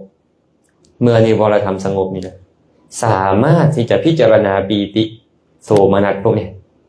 ให้เห็นว่าแม่นหยังเป็นทานนี่นะโอ้เจตนาเป็นทานมันนับเนืองในขันธ์ไหนมันนับเนืองในขันธ์สังขารละขันธ์นับเนืองในสังขารละขันธ์และสังขารละขันธ์มันเกิดพร้อมกันหยังมันเกิดพร้อมกับเวทนาสัญญาสังขารอื่นและวิญญาณเป็นขันธ์4ที่มันเกิดขึ้นเนาะและมันเกิดขึ้นอยู่ไสแล้ววะเนี่ยมันตั้งอยู่หัวใจนี่เอิ้นว่าหัตถยวัตถุหัตถยวัตถุเป็นหยังเป็นรูปทานเป็นนามหัตถยวัตถุเป็นรูปมันแค่รูปแค่นามได้เนี่ยอยู่ไสเฮามันบ่มีเฮาบ่แม่นของเฮามันเกิดขึ้นตั้งอยู่แล้วแตกดับเกิดขึ้นตั้งอยู่แล้วแตกดับบ่เที่ยงตัวนี้เป็นทุกข์ได้นี่ บ่แม่นตัวตนของเฮาเลยขนาดทานคุณงามความดีกันยังบ่แม่นตัวตนของเฮาเลยเจริญคุณธรรมบรรลุเป็นโสดาบันสกทาคามีอนาคามีเป็นอรหันต์ได้แต่ว่าพระพุทธเจ้าเว้าฮอดอนาคามีก็เพราะถ้าอนาคามียังต้องเกิดอีกบางคนไปอ่านพระสูตรนี้ก็เลยเข้าใจว่าให้ทานซื่อๆก็เป็นอนาคามีได้แล้วบ่ต้องปฏิบัติธรรมอีหยังห่วยคันให้ได้จังซั่นก็สิไผสิตัวเป็นออนสีเนาะเป็นออนสีเนาะ ก็ให้มันตั้งแต่น้อยจนเฒ่าเลยเด้เนาะสมมุตินี่ก็ยังเฮ็ดอยู่นี่น่ะแต่ก็บ่เห็นจะคืออนาคามีนี่ต้องเข้าใจไปนี่ว่าทานนี่นะพระพุทธเจ้ายังบ่คันมาเกิดบ่คันมาอุบัติบ่คันมาตรัสรู้ก็เฮ็ดมาแล้วแต่บ่เคยใช้ทานนี่น่ะมาพิจารณาเป็นสมาธิเอิ้นว่าจาคานุสติบ่เอามาพิจารณาเป็นวิปัสสนายกขึ้นสู่ไตรลักษณ์ให้เห็นบ่เที่ยงเป็นทุกข์เป็นอนัตตาได้ก็ยังบ่มีการบรรลุอยู่ฉันให้ทานซื่อบรรลุธรรมบ่ได้รักษาศีลซื่อบรรลุธรรมบ่ได้แม้แต่เจริญสมาธิก็บรรลุธรรมบ่ได้ต้องวิปัสสนาอย่างเดียวจึงค่อยบรรลุธรรมแต่ว่าพระสูตรนี้พระพุทธเจ้าเว้าเร่งรัดน่ะสมมุติเขาถามโรงแรมแม่ส่วนเพ็งอยู่สวรรค์ซื่อหยังแล้วก็เอเดนเนาะโรงแรมเอเดนอยู่ไสไปจังไดล่ะไปขึ้นรถอยู่คิวรถสายใต้หั่นเด้อลงไปฮอดสวรรค์ในเขตแล้วก็นั่งรถไปบ่ไกลประมาณจัก 2-3 กิโลก็ฮอดแล้วง่ายบ่ง่ายแท้ๆเลยนี่ก่อนจะออกจากเฮือนนี่บ่เว้าเลยเนี่ยจริงมีไฟแดงอยู่ไสแดงต้องเลี้ยวซ้ายเรื่อยๆขวาจึงค่อยไปฮอดต้องไปซื้อปี้แนวใดจึงค่อยไปฮอดแม่นบ่บางคนอยากขี่รถก็จะไปหาสนามบินไปเลยลงกันสนามบินสวรรค์แล้วต้องนั่งรถหยังไปมีจักซอยอยู่หั่นน่ะบ่เว้าแต่เว้าสะพานละจบธรรมเทศนาของพระพุทธเจ้าคือกันเมื่อเธอเว้าซ้ำนี้แล้วจบเข้าไปเลยอยากสรรเสริญทานแบบนี้เข้าใจมั้ยอยากสรรเสริญทานที่ดีที่สุดก็คือทานเพื่อกำจัดกิเลสบ่แม่นไปเพื่อสั่งสมกิเลสเลยอาตมาเลยเว้าเรื่อยๆว่าใจความของศาสนานี่เป็นหยังเพิ่นบ่เว้าว่าเฮ็ดบุญก่อนพระพุทธเจ้าตรัสว่าสัพพปาปัสสะอาการนั้นกุศลสูปสัมปทาสจิตตปริโยทพนังเอตังพุทธานะศาสนังการบ่เฮ็ดบาปทั้งปวงการเฮ็ดกุศลให้ถึงพร้อมการมันชำระจิตใจของตัวเองให้ขาวสะอาดบริสุทธิ์เป็นคำสั่งสอนของพระพุทธเจ้าทุกพระองค์ผ่านมาเป็นล้านๆพระองค์ที่มาตรัสรู้แล้วก็สอนแบบนี้แหละจะมาในภายภาคหน้าอีกเป็นหลายล้านพระองค์ก็จะแบบนี้แหละและพระองค์ที่ปรากฏอยู่นี่ก็สอนแบบนี้คือกันเพิ่นว่าไว้นี่ได้เพิ่นว่าไว้นี่เฮาเดี๋ยวนี้เฮาอยากได้แต่บุญแม่นบ่แม่นบ่บิอยากได้บุญผู้ใดที่เป็นย่างหัวเขาบางเทื่อเบียดเบียนหมู่นะให้ตัวเองได้บุญมันถูกบ่ล่ะแบบนี้แล้วแต่มาว่าบ่ถูกเลยอยากได้บุญแต่บ่อยากละบาปทั้งที่ละบาปแล้วมันเป็นบุญทุกครั้งที่เจ้าละบาปนั้นเป็นบุญอยู่แล้วละบาปแล้วเป็นบุญเนาะเมื่อใจเจ้าเป็นบุญแล้วเฮ็ดบุญต่อมันก็แห่งเป็นบุญที่ปฏิปต่อและบุญที่สะอาดขึ้นบุญที่ดีประณีตขึ้นยิ่งกว่าเก่าแต่พวกเฮาบ่แม่นนะบ่แม่นตอนเข้าไปบักได้โอ้ยข้าน้อยอยากฟังธรรมอาจารย์เทศดีหลายเหมือนได้เป็นผู้ลังคนน่ะนั่นบ่โดนเข้าไปหาครูบาอาจารย์เริ่มค้ำเอวขึ้นมาข้างนึงเลยเด้มือนึงเริ่มซี่ไปได้บัดนี้มือนึงเริ่มซี่ได้นี่เด้ต้องแบบนี้เด้บ่แม่นสั่งการแต่อันผู้นี่ไปสั่งการเจ้าอาวาสได้บัดนี้เด้โอ้ยคันแบบนี้แล้วบ่แม่นแล้วนี่อาตมาว่าบ่แม่นเข้าวัดเพื่อเอาบุญแล้วเด้นี่ลืมเนาะเวลาเข้าไปแล้วเรื่องสนิทสนมโอ้ไม่ออกหน่อยเบะศกสบายมีส่วนแล้วนี่เลยแล้วมาเคยแล้วนี่นะระวังเด้อแม่น้อยเด้อมันอัตโนมัติได้สิบอกให้เด้ออันนี้เด้ออัตโนมัติได้อาตมาเห็นแม่ออนซีนี่เพิ่นใส่ใจได้นี่เด้เพิ่นไปหาครูบาอาจารย์ใส่กระทำเพิ่นตั้งความเคารพไว้ในครูบาอาจารย์ไว้อย่างสูงเลยเพิ่นบ่จะบ่มีการโต้เถียงบ่มีการนี่หยังแล้วแต่ครูบาอาจารย์เขาหน่อยแนะนำหมู่เขาหน่อยเพิ่นตั้งจิตไว้แนวนี้เด้ไอ้ข้อนั้นมันบ่มีแต่ระวังข้ออื่นอีกเด้อมันบ่แม่นแต่ข้อนั้นเด้อนี่เนาะข้ออื่นมันก็ยังมีอีกหลายข้ออยู่เด้เฮานี่นะดังนั้นเราต้องใส่ใจเฮ็ดเหมือนสะใภ้ใหม่เป็นจังได๋สะใภ้ใหม่ สายไพ่ใหม่เข้าไปอยู่เฮือนของพ่อผัวแม่ผัวใหม่ๆเขาย่อมเคารพอ่อนน้อมยำเก่งต่อพ่อผัวต่อแม่ผัวต่อสามีโดยที่สุดแม้แต่คนหับไส้เขายังตั้งความเคารพเกรงใจเอาไว้แต่พอเขาลึ่งเคยขึ้นมาแล้วเขาย่อมด่าว่าพ่อผัวก็ได้ด่าว่าแม่ผัวก็ได้ด่าว่าสามีก็ได้บ่จำเป็นต้องเว้าถึงคนหับไส้ภิกขุในธรรมวินัยนี่คือกันตอนเขาออกบวชใหม่ๆเขาตั้งความเคารพยำเกรงไว้ในพระอุปัชฌาย์อาจารย์หรือครูบาอาจารย์รุ่นราวคราวเดียวกับอาจารย์ของตัวเองโดยที่สุดแม้แต่สามเณรน้อยหรือคนวัดเขายังตั้งความเคารพสังเกตเบิ่งนะครูบาอาจารย์บวชใหม่เนี่ยเคารพยำเกรงเพราะไอ้จั่วน้อยเคารพยำเกรงเพราะคนวัดคนมาแต่พอเขาอยู่ดนไปเรื่องเคยไปเขาย่อมตวาดย่อมด่าย่อมบริพาทอุปชฌาย์เดอาจารย์เดครูบาอาจารย์พระเถระเดบ่จำเป็นต้องเว้าถึงจั่วน้อยถึงคนวัดเลยเพิ่นหันสั้นเด้อพี่ผู้ทั้งหลายพวกเจ้าจงใส่ใจว่าค่อยจะเฮ็ดโตเหมือนสะใภ้ใหม่ถ้าเฮาเฮ็ดโตเป็นสะใภ้ใหม่ในใจเฮาจะดีตลอดเลยเฮ็ดบุญก็จะสะอาดบริสุทธิ์ดีเนาะระวังเด้อหนิงเด้อระวังอันบ่แม่นสะใภ้ใหม่เป็นสะใภ้เก่านี่นะสะใภ้เก่านี่มีปัญหาโลดแหละบ่ได้ตั้งใจหรือนึกเอาอะไรได้บ่นี่เลยคือบ่เฮ็ดแบบนี้ขอน้อยว่าแล้วนะเพิ่นได้เฮ็ดเพิ่นบ่บัดนี้ระวังมัน มากระทืบโลดเอาไว้หักออกมาเนาะอาจารย์ เอาไม่เป็นความจริงบ่ผมไม่ออกเราสังเกตเบิ่งมั้ยเข้าไปโดนเข้าเหมือนว่าอำนาจมันมาเฮาอยากใช้อำนาจเป็นในตัวเขาเลยอันต้องระวังที่สุดเลยเนาะเพิ่นก็เลยสอนพวกเฮาพระพุทธเจ้าว่าหลักศาสนาบ่แม่นหลักการเฮ็ดบุญก่อนหลักการชำระบาปก่อนแล้วค่อยเจริญกุศลให้ถึงพร้อมและใจของเฮาจะสะอาดบริสุทธิ์อันนี้เฮาเอาอยากได้บุญนะบางเทื่อต้องโดดข้ามหัวคนนี้ไปค่อยก็สิเฮ็ดน่ะค่อยได้เข้าไปทันประเคนอาหารน้ำหมู่อยากได้บุญเฮงโอ้ยมันก็บ่ได้บ่ขนาดนั้นแหละเพิ่นบอกบางเทื่อนี่ต้องใส่ให้ป้ายสีคนอื่นก็ได้ค่อยได้ให้ทานได้ครับได้ไปเฮ็ดบุญโอ้ยบ่แม่นตัวเนี้ยอาตมาว่าต้องได้พิจารณาใหม่กันพวกเขายังเป็นนั้นอยู่คันซะทำบ่แม่นคนฟังธรรมบ่แม่นคนเข้าวัดนะ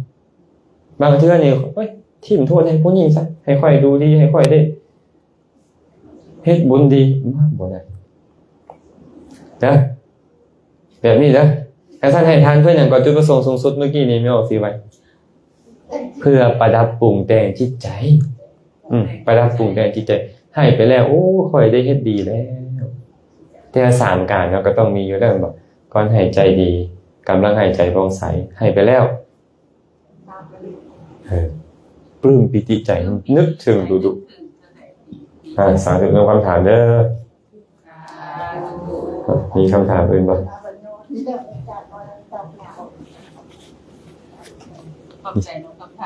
มีคำถามอื่นบ่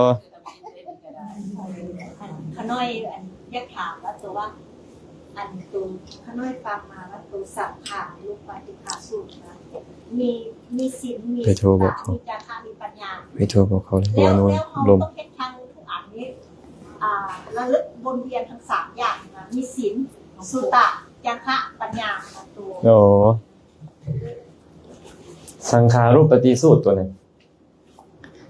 ความจริงแล้วนะบ่ได้ต่างกันจากทานุปฏิสูตรทานุปฏิสูตรเน้นเรื่องทานอยากให้เห็นคุณของทานต้องเข้าใจพระพุทธเจ้าได้เวลาพระพุทธเจ้าอยากเห็นคุณค่าของศีลก็ทั่วอธิบายบรรยายศีลนี่แบบครบถ้วนสมบูรณ์แบบให้เห็นคุณเลยผู้ใดก็อยากรักษาศีล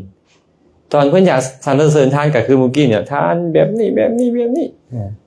ตอนเพิ่นอยากสรรเสริญสมาธิเพิ่นก็สรรเสริญสมาธิป้าตอนอยากคมส่วนนี้ไว้นี่ว่าสำนีบ่พอต้องปัญญาเท่านั้นจะบรรลุได้เพิ่นอยากสรรเสริญอย่างเพิ่นว่าซั่นไม่ออกสิไว้คันซั่นในสังขารูปปฏิสูตรนี่เพิ่นบอก5อย่างก็จริงแม่นบ่ผู้ประกอบด้วยธรรม5อย่างคือศรัทธาศีลสุตตะจาระและปัญญาเห็นบ่มี5อย่างนี้แล้วนี่นะปรารถนา อยากไปเกิดในสวรรค์ชั้นใดยอมได้แบบนั้นเนาะแต่บ่ได้หมายความมันจะต้องมีอยู่ตลอดเวลามันบ่แม่นจะมีอยู่ตลอดเวลาตอนเจ้ารักษาศีลมันสิเป็นทานอยู่แต่มันก็บ่เป็นทานตอนให้ทานมันก็บ่เป็นศีลก็เป็นจาคะเห็นบ่มันก็เป็นจาคะไปตอนรักษาศีลมันก็เป็นศีลตอนเจ้ามีศรัทธาโอ้ยนึกถึงพระพุทธเจ้าคุณศรัทธามันเกิดขึ้นเนืองๆอยู่มันก็เป็นศรัทธานั่นแหละแล้วก็ปัญญาก็คือฮู้แหละตอนใดเจ้าพิจารณาเห็นความเกิดความดับของสังขารทั้งหลายปัญญามันจึงจะเกิดขึ้นเป็นไปฉะนั้นบ่ได้หมายความว่าต้องมีพร้อมกัน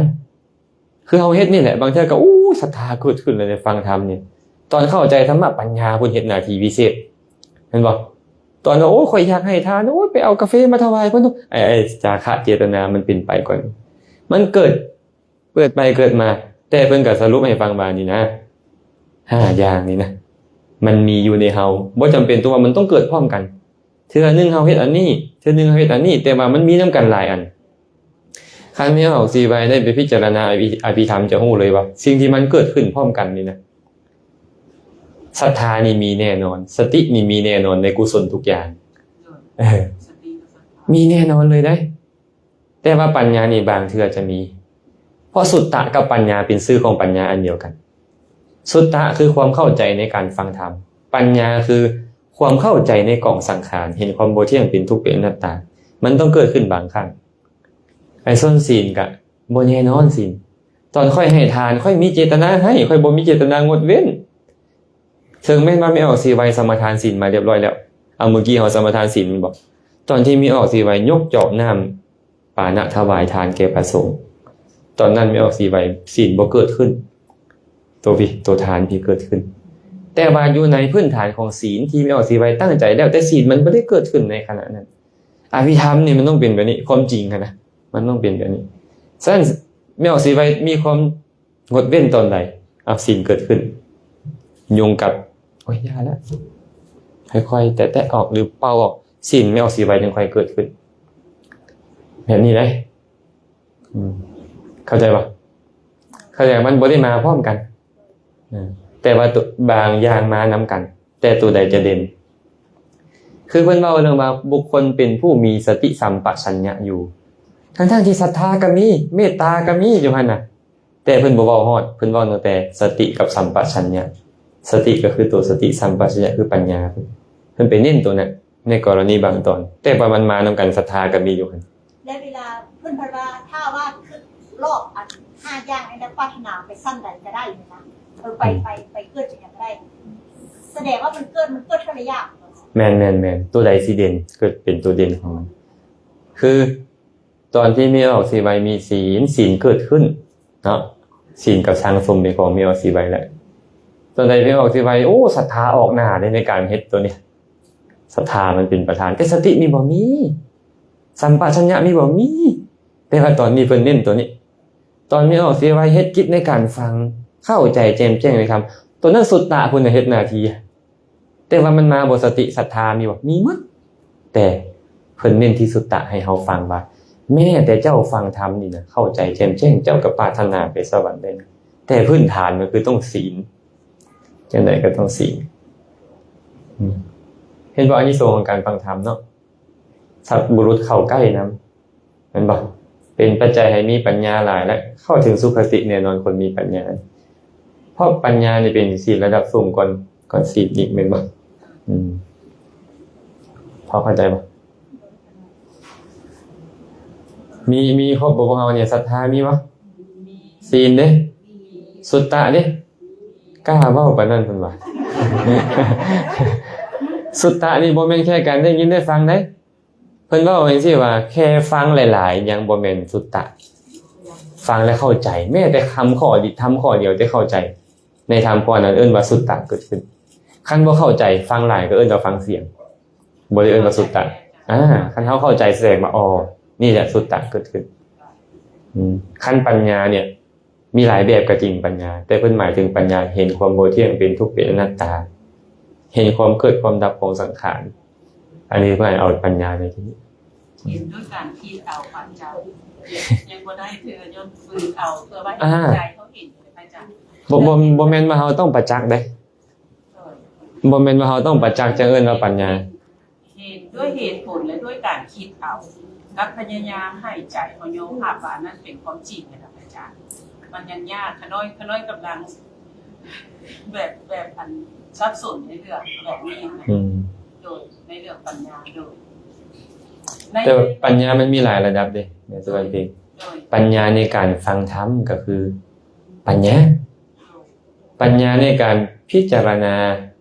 คิดซื่อๆก็เอิ้นว่าปัญญาในการเจริญวิปัสสนาก็เอิ้นว่าปัญญา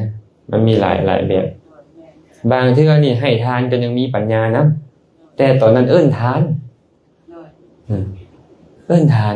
เพราะเน้นไปที่ตัวจาคะพุทธสินะ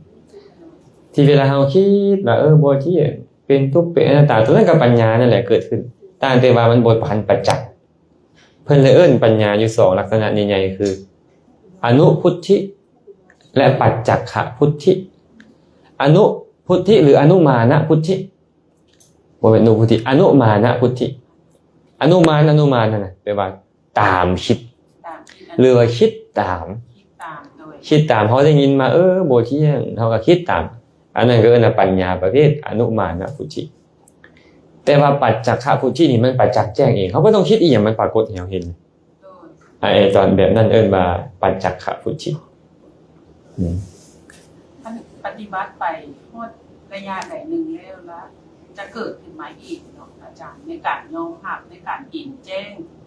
ตัวนี้เป็นองค์มรรคหนึ่งของอาจารย์ที่เป็นสติปัญญาเกิดขึ้นมาอันนี้เป็นว่าถึงขั้นตอนการปฏิบัติเวลาปฏิบัติมาความจริงแล้วเนาะเฮาว่าสามารถเล็งได้พระพุทธเจ้าเคยเว้าภิกษุทั้งหลายชาวนานี่นะมีหน้าที่คาบดำเอาน้ำเข้าเปล่งน้ำออกตามกันชาวนาบ่มีอานุภาพจะมาอธิษฐานมาให้มันสำเร็จว่าขอเข้ากล้าเฮาจงงอกขึ้นมื้อนี้จนตกหมานมื้ออื่นจนได้เกี่ยวมื้อหือนี่เถิดบ่แม่นแท้ที่จริงแล้วทางชาวนามีแค่หน้าที่คาดดำแม่นบ่ปล่อยน้ำเข้าปล่อยน้ำออกดูแลศัตรูพืชพอฮอดเวลาปุ๊บมันตกห่วงมันเองสุกมันเองฉันใดก็ฉันนั้นภิกษุทั้งหลายนี่นะมีหน้าที่เจริญศีลสมาธิปัญญาไปตามลำดับภิกษุทั้งหลายบ่มีฤทธิ์บ่มีอำนาจจะไปบันดาลว่าขอเขาจงบรรลุมรรคมื้อนี้บรรลุผลนิพพานมื้อนี้เถิดบ่มีก็เลยทางสงฆ์ทำหน้าที่ของเฮาคือเฮ็ดเรื่อยๆเฮ็ดดูๆเฮ็ดเรื่อยๆเฮ็ดดูๆเฮ็ดเรื่อยๆเฮ็ดดูๆอยู่หั่นน่ะเวลามันได้หอบของมันแล้วมันบริบูรณ์เลยมันกับประจักษ์แจ้งของมันเองอันเรื่องของการบรรลุมรรคผลได้เฮาจึงบ่มีหน้าที่ที่จะไปบันดาลมันอธิษฐานได้ว่าได้ขอจงเป็นปัจจัยแก่พระนิพพานเด้ออนาคตไวๆนี่เด้อแต่มันจะสมประสงค์บ่อีกเรื่องนึงแต่ว่าเฮาอธิษฐานได้จะสมประสงค์บ่อีกเรื่องนึงกำหนดจิตว่ายากได้ยังบ่ได้เนาะอาจารย์เนาะยากมันก็ยังเป็นกิเลสขึ้นมาล่ะกิเลสอีกเพิ่นว่าบ่ให้ตั้งคำว่ายากให้มันเกิดยากได้แต่ว่าขั้นบ่ยากขั้นบ่ปฏิบัติมันต้องแบบนี้แม่ส่วนเพลงเคยได้ยินที่เขาบอกว่าไส้ตัณหาละตัณหาบ่คำว่าไส้ตัณหาละตัณหาบ่แม่นเอาตัณหาไปละตัณหาคือเจ้าต้องอยากบรรลุมรรคผลนิพพานก่อนสมมุติว่ามีคนมาเว้าโอ้เบิ่งแน่น่ะอาจารย์องค์นั้นน่ะเพิ่นเจริญคุณธรรมบ่ฮอดเดือนเพิ่นบรรลุเป็นพระอรหันต์แล้วเฮาก็อยากบรรลุคือเพิ่นเด้เนาะเฮ็ดจังได๋เนาะเฮาก็เริ่มรักษาศีลเจริญสมาธิเจริญวิปัสสนาแล้วก็บรรลุมรรคผลนิพพานได้ตอนบรรลุมรรคผลนิพพานไม่หยังมาละตัณหาปัญญาฮู้แจ้งนิพพานละตัณหาบ่แม่นตัณหาพี่ไปละแต่อาศัยตัณหานี่คันบ่อยากบรรลุมันบรรลุบ่ได้มันต้องมีการต้องการจะบรรลุประสงค์จะบรรลุใช้เวลาปฏิบัติอยากหลายบ่ได้บ่อยากเลยเกียจคร้านบ่เห็นคุณคือเบื้องต้นเราต้องใส่ใจไปนี่ผู้จะเจริญฌานก็ต้องใส่ใจอยู่ว่าข้าพเจ้าจะบรรลุฌานในเวลาอันใกล้นี้แหละคันจะบ่มีแบบนี้นี่โอ้ยพักก่อนจังหน่อยมันจะมีแบบนี้ขึ้นมามื้ออื่นก็ได้มื้อฮื้อก็ได้ไป ขณะที่จิตมันเกิดขึ้นแบบนี้ว่าข้าพเจ้าจะต้องบรรลุใกล้ๆนี่แหละใกล้ๆจะบรรลุใกล้ๆนี่แหละมันจึงเจริญกุศลโดยเพศสมาธิต่อไปได้แม้แต่มรรคผลนิพพานคือกันแต่ว่าอยากหลายเกินไปมันก็เป็นนิวรณ์เครื่องขวางกันเห็นท่านพระอานนท์บอกเมื่ออื่นนี่แล้วนะเขาจะสังคายนาพระไตรปิฎกเขาจงไม่ให้อยู่นะเขาจะเอาพระอรหันต์ถึงพร้อมด้วยปฏิสัมภิทา500 องค์แต่จงให้พระอานนท์องค์หนึ่งคัดเลือกมาและ499 องค์ให้พระอานนท์เป็นองค์ที่500เพราะว่าให้เกียรติท่านพระอานนท์ว่าเป็นผู้อยู่ใกล้ชิดพระพุทธเจ้าที่สุดพระพุทธเจ้าไปเทศน์อยู่ไสมาก็ตามต้องเอามาบอกให้พระอานนท์ฟังใหม่เสมอพระอานนท์จึงเป็นเหมือนครั้งแม่นอยู่องค์อื่นทรงพระไตรปิฎกก็จริงแต่พระอานนท์นี่นะชาวโลกฮู้ชาวโลกยอมรับก็เลยท่าเร่งความเพียรเต็มที่เลยพระอานนท์เพราะคำว่าของพระพุทธเจ้าก้องอยู่หูว่าอานนท์เจ้าปาลุความเพียรอยู่บ่ต้นเจ้าจะบรรลุธรรมหลังจากตถาคตปรินิพพานแล้วเพิ่นคิดว่าเพิ่นจะบรรลุเพิ่นก็เลยเพลเร่งสร้างความเพียรแต่ว่าเพียรเกินไปอินทรีย์บ่บริบูรณ์เลยตัณหาเกิดขึ้นก็ยากเพียรบัดนี้วิริยะมันหลายสมาธิมันน้อยมันก็เลยฟุ้งซ่านสุดท้ายโอ้ยยาบ่บรรลุก็บ่เป็นหยังดอกกำลังนางลงสีโง่ยลงนอนในขณะที่เหยียดตัวลงบ่คันนอนซะบรรลุอรหันต์เบิ่งดูนะแต่บรรลุอรหันต์เลยบ่หรือว่าสกทาคามีอนาคามีไปตามลำดับก็ต้องไปตามระดับแต่คือไวแท้ล่ะจิตมันเกิดขึ้นระดับไวเลยมันเป็นปกติของมันแบบนี้เนาะพอเข้าใจป่ะ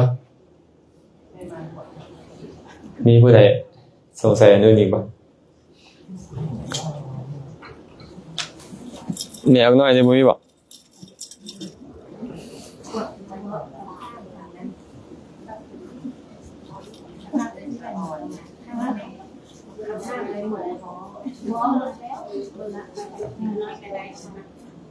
เอาไม้ไปก็ได้เลยเขาถามเอาไม้ไปเดี๋ยวคนก็โกรธคือว่าบ่ได้โกง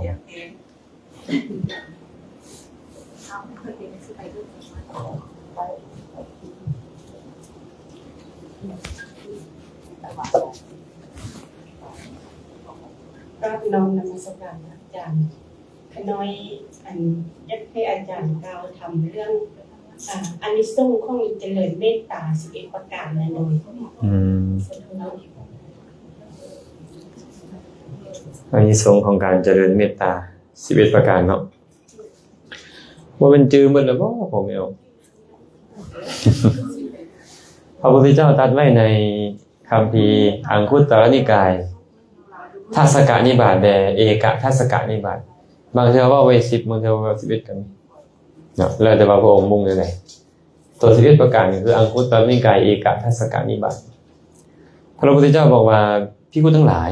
เมตตาเจโตวิมุตติอันบุคคลเจริญกระทำให้หลายแล้วย่อมมีอานิสงส์7 ประการ11 ประการเนาะ11 ประการมีอย่างใดคันเฮาเฮ็ดได้นี่โอ้เฮาจะสบายใจหลายเลย1รับเป็ดนึกถึงเพื่อนร่วมงานนึกถึงพ่อถึงแม่ทุกผู้นี้ผู้นั้นเป็นมหากุศลอีกแล้วเนี่ยถึงเฮาบ่ได้ฌานเธอดอกมันเป็นมหากุศลญาณสัมปยุตพร้อมประกอบด้วยปัญญานะถึงเฮาบ่ได้ฌานนั่นนี่ยังบ่กันว่าฮอดขั้นฌานรับง่ายได้ไม่เอาเด้รับนะเพิ่นเลยบอกว่ารับเป็นสุขก็คือรับง่าย2ตื่นเป็นสุขเวลาคนที่บ่มีเมตตาตื่นเห็นไหมเหยียดแขน2ข้างเหยียดขาเอาแล้วก็บิดอ้ายเพิ่นว่าก็เพิ่นสิลุกได้บ่ง่ายแม่นบ่แต่ว่าคนมีเมตตาเนี่ยตื่นเป็นสุขคือตื่นง่ายตื่นก็ลุกปึ๊บปั๊บรถมาสังเกตเบิ่งว่าเฮาอยากต่ออยู่แม่นบ่คือว่าไม่เมื่อยแต่เขาตื่นง่ายสบายตื่นเป็นสุขคนที่เจริญเมตตา3บ่ฝันให้เนาะบ่ฝันเห็นแนวบ่ดีบ่ฝันเห็นนิมิตที่บ่ดีฝันก็มีแต่ฝันดีๆฝันได้เข้าวัดฝันได้ฟังธรรมฝันได้ให้ทานฝันได้เฮ็ดแต่สิ่งที่ดีๆบ่ฝันให้ 4เป็นที่ฮักของมนุษย์ทั้งหลายผู้ใดก็ฮักคนมีเมตตาเนี่ยผู้ใดเห็นผู้ใดก็ฮักผู้ใดเห็นผู้ใดก็แพงอันนี้เป็นอานิสงส์ของมันคันหมู่ฮักนี่ดีบ่ผมไม่ออกมาดีเลยอาตมาก็มีแต่หมู่สั่งกันเป็นจังได๋แสดงเมตตาบ่พอบ่ก็คือว่าเจริญอยู่นะไม่ได้มีสาระล่ะ บ่จังว่าคิดบ่แม่นไปหมดไปเจดีย์ธาตุหลวงเทื่อใดขาดบ่ได้เลยครับว่าขอบุญนี้จงเป็นที่จงเป็นปัจจัยให้ข้าพเจ้าเป็นที่ฮักของมหาชนเด้ออย่าให้ผู้ใดฟังข้าพเจ้าเลยปรารถนาตลอดเลยแต่เขาก็ยังสั่งอยู่เฮ็ดจังได๋นี่เจริญเมตตาก็เจริญแล้วเนาะโอ้ยแสดงว่าบ่พอเด้อแต่ก็เฮ็ดอยู่เรื่อยๆเป็นที่ฮักของมนุษย์ทั้งหลาย5เป็นที่ฮักของอมนุษย์ทั้งหลายพี่สร้างนางไม้ปัญญานาคปัญญาพุทธปัญญาแทนเทพบุตรเทพดาฮักเพิ่นนี่เคยมีเรื่องราวของพระเถระองค์หนึ่งเพิ่นเจริญเมตตาดีเพิ่นนี่นะก็เลยว่าเจริญเมตตาแล้วอยากอยู่แบบสงบแดย้ายวัดไปอยู่ผู้เดียวปรากฏว่าวัดนั้นเป็นวัดห้างเพิ่นก็ไปปัดไปกวดไปเช็ดไปถูเหี่ยมห้อยสิอยู่3เดือนพอ 3-4 เดือนแล้วก็สิหนีสิย้ายเรื่อยๆนะบ่อยากติดกับสถานที่อยู่ไปได้ 3-4 เดือนตัดสินใจสิหนีแล้วเตรียมผ้าเตรียมบาตรเทวดามาลัดทางท่านอาจารย์จะหนีเลยก็น้อยว่าซั่นเอาค่อยอยู่แล้วพวกเจ้าได้ประโยชน์อีหยังนับตั้งแต่อาจารย์มานี่พวกเขาน้อยบ่ผิดป้องต้องเถียงกันเลยว่าซั่นก่อนอาจารย์จะมานี่โอ้ยพวกเขาน้อยผิดกันตลอดเทวดาก็ผิดกันนับตั้งแต่อาจารย์มาฮอดเนี่ยพวกเขาน้อยถูกต้องปองดองกันดีหลายอาจารย์อย่าไปเลยว่าซั่นอ้าวคันว่าพวกเจ้าได้ประโยชน์ค่อยจะอยู่ต่ออีก4 เดือนอยู่ไปว่า4 เดือนมาให้ซะอีกแล้วเทวดาเนี่ยอย่าไปอาจารย์อยู่ไปอยู่มาบรรลุธรรมเป็นพระอรหันต์ปรินิพพานอยู่หั่นเลยพระองค์เนี่ยเป็นที่ฮักของเทวดาเบิ่งด้วยนี่ไม่ออกองค์อื่นเคยมาอยู่บ่ได้จักองค์นี้มาอยู่แล้วบ่พอเทวดาถูกต้องปองดองกันฮักกันพร้อมอาตมาว่ามันมีส่วนในอันแผ่เมตตานี่ได้น้อยหรือหลายก็ตามมันมีส่วนหลายเลยอาตมาอยู่นาคามาเหมือนกันก็มาแผ่เมตตาตื่นเช้ามาก็แผ่อย่างน้อยนะตอนนอนก็ต้องแผ่นึกถึงครูบาอาจารย์ทุกองค์ขอให้เขามีความสุขเด้อเทวดาทั้งหลายก็ต่างขอให้มีความสุขเมตตาเมสีอุบาสกอุบาสิกาทุกคนยิ้มอุปถัมภ์คำสู่ขอให้เขามีความสุขทานผู้มีศีลมีกัลยาณธรรมยังบ่มาขอให้มาคันมาแล้วขอให้อยู่เป็นสุขเด้อปรากฏว่าเขาเจ้าก็มากันอยู่เลยเนาะบ่ฮู้ว่าเขามีกัลยาณธรรมหรือบ่ฮู้แต่ว่าเขาก็มากันอยู่อาตมาว่าส่วนหนึ่งน่าจะเกิดขึ้นเพราะความประสงค์ของอาตมาบ่ปรารถนาอยู่ผู้เดียวเลยปรารถนาอยากให้ผู้มีศีลเข้ามาสู่สถานที่นี้ให้เขาได้มาเจริญกุศลเนี่ยอาตมาก็คิดแบบนี้ใส่ใจแบบนี้มาเป็น10 ปีแล้วก็เฮ็ดแบบนี้ตั้งแต่ไปอยู่นี่มาก็ได้แต่ว่าอยู่บนอื่นเฮ็ดบ่เฮ็ดแต่ว่าอยู่บนนี้นี่นะมันอยู่เป็นหลักเป็นฐานก็เฮ็ดแบบนี้มาตลอดครูบาอาจารย์ก็บ่ขาดว่าเนาะแต่ว่าปีต่อไปบ่ฮู้เด้อแต่ปีนี้ยังอยู่เนาะปีต่อไปบ่ฮู้อันนั้นเนี่ยเป็นที่ฮักของเทวดา6เทวดารักษาเขาคุ้มครองเขาตามคุ้มครองป้องกันดูแลผู้มีเมตตาไปสังเกตเบิ่งครูบาอาจารย์บางทีศีลเพิ่นก็บ่ค่อยดีปานใดเด้แต่มีเมตตาดีองค์นี้เทวดาฮักขนาดเลยเดี๋ยวก็ดึงผู้นั้นมาค้ำมาสู้เดี๋ยวก็ดึงผู้นี้มาค้ำมาสู้อยู่หั่นแหละมีเมตตาดีถึงศีลบ่ดีปานใดคือเมตตาเพิ่นดีนะมีเมตตาดีเห็นมีแต่ความรักให้หมู่ก็เลยเป็นแบบนั้นเทวดาก็รักษาเนาะ7ไฟสัตตาอาวุธยาพิษบ่สามารถก้ำกายผู้มีเมตตาได้บ่ตายด้วยยาพิษเพิ่นคนใส่ยาก็บ่ตายคันมีตลอดได้อาวุธก็ยิงบ่เข้าและ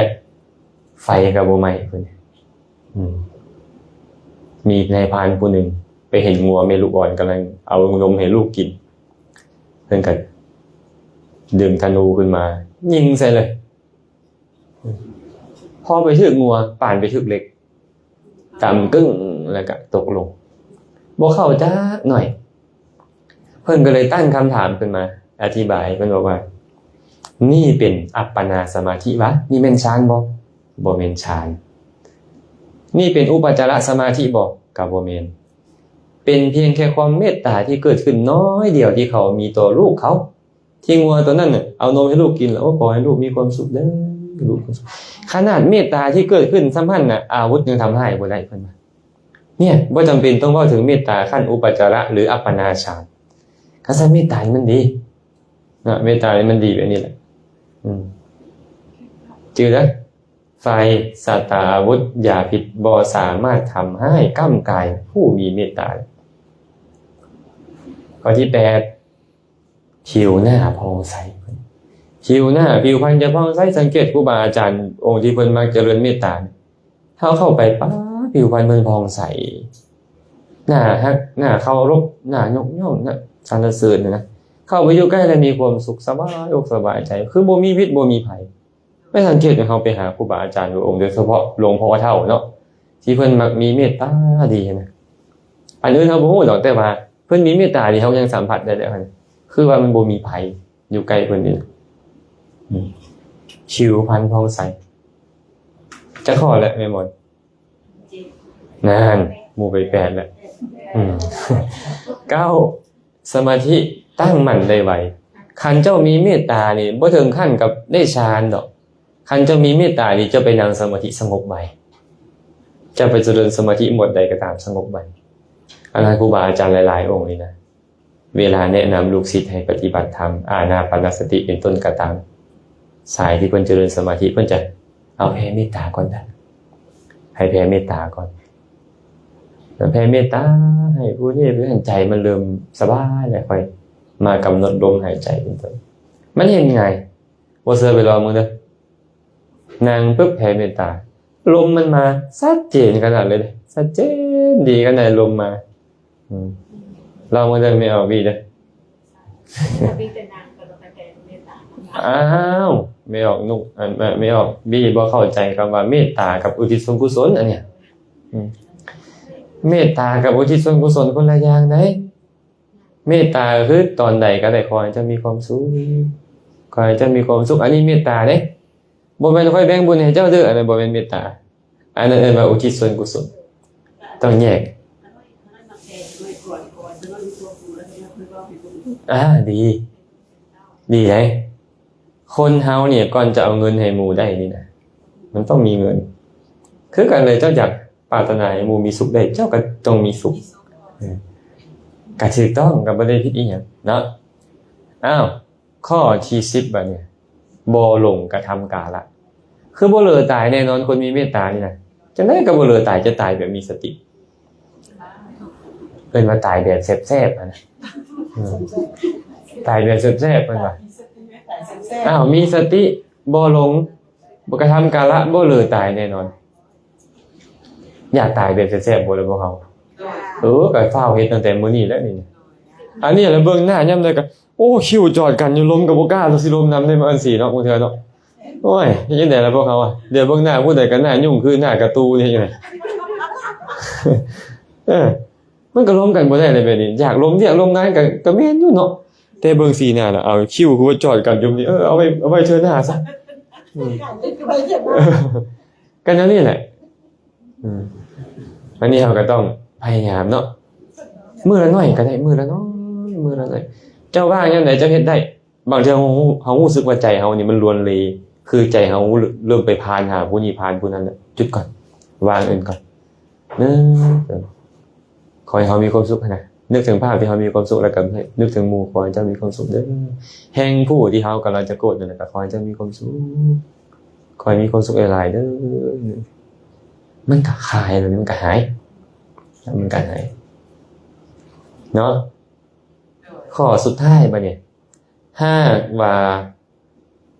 บ่บรรลุคุณธรรมเบื้องสูงเจริญจนได้ฌานตายไปแล้วจะเข้าถึงพรหมโลกแม่นอยู่เพิ่นบ่ได้บอกว่าได้ฌานจึงไปพรหมโลกแต่เฮาฮู้ได้เลยว่าต้องได้ฌานจึงค่อยไปพรหมโลกได้คันเจริญจนได้ฌานอันนี้ทรงของมันเป็นแบบนี้สาธุอาจารย์บางคนเพิ่นว่า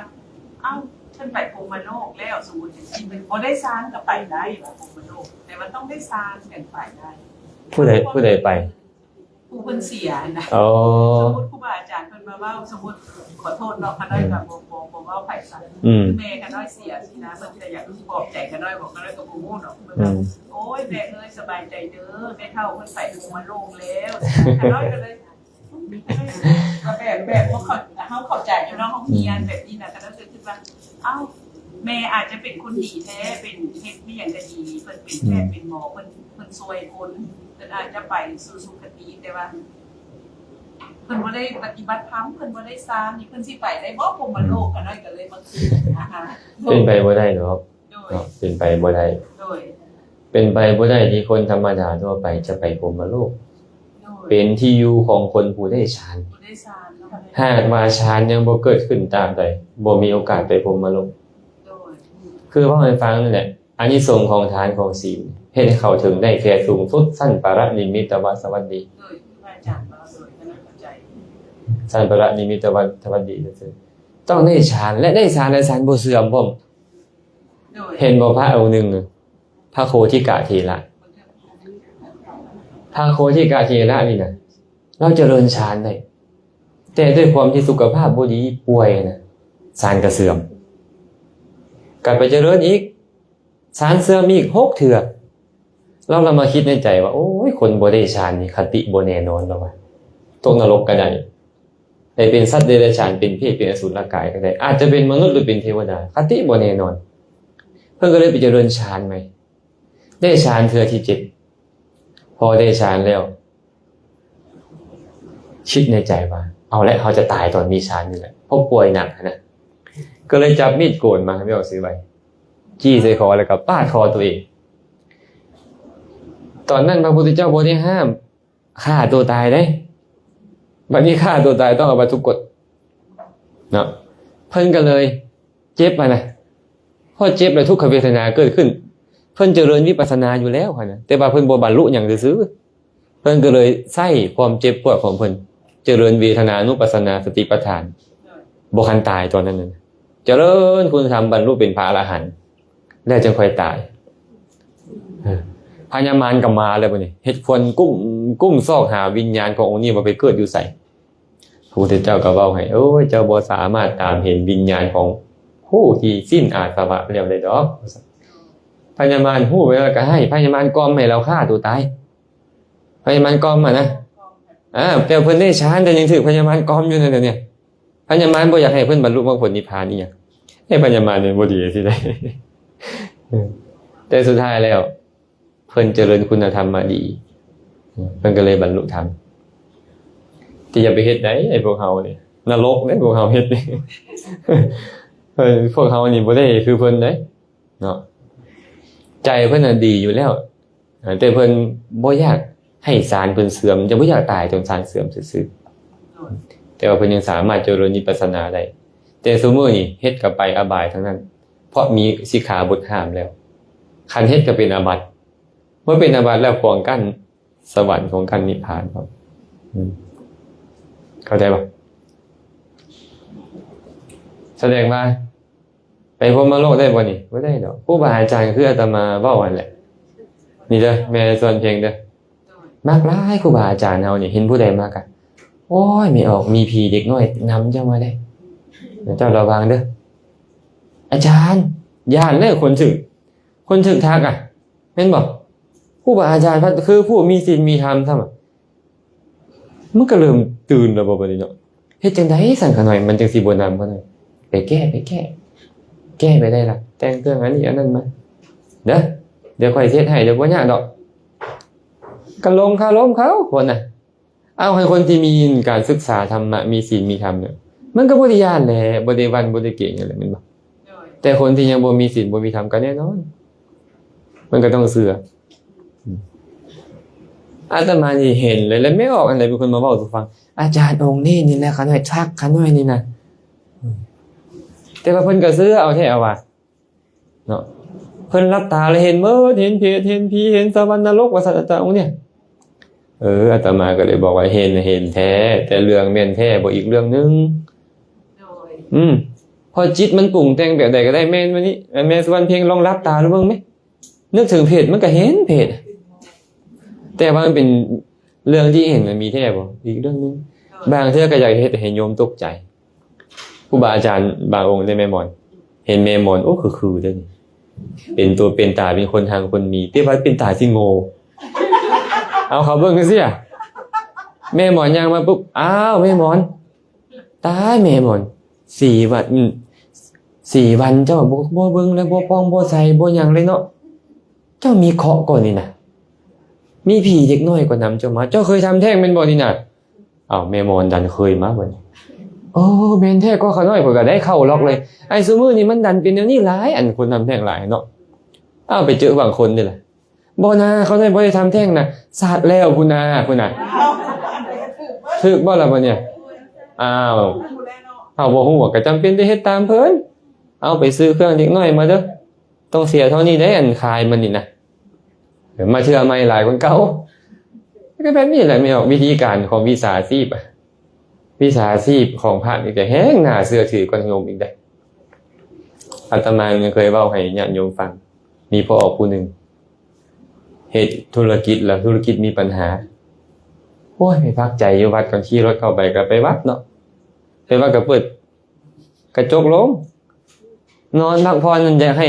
จากพักผ่อนนะมันซีเรียสกับเวียกกับงานแล้วเวียกมันบ่ได้ดังใจพระกันยางกายมาสอบมันโอ้พ่อมีเคราะห์ได้เนี่ยพ่อฮู้ตัวบ่นี่นะว่าซั่นพ่อต้องได้แก้ได้นี่ได้มีเคราะห์อะไรได้นี่นะแบบบัดนี้ทักบ่ถูกคนนี่น่ะการเฮาเป็นไปนั้นเฮาจะรวยแต่เฮาจะโง่ระวังได้แม่หมอนี่ เฮาได้เรียนอภิธรรมสิบ่กล้ามีเป็นกาลาเพราะครูบาอาจารย์แท้พระอาจารย์โอ้เพิ่นไปเว้ากันเพิ่นโพสไปเรียนอภิธรรมมาเด้อสิบ่เป็นสิตัวง่ายได้เรียนเป็นอันดีได้ถือว่าขาดก็ได้เข้าใจได้เนาะบ่คันว่าไปสวรรค์แล้ว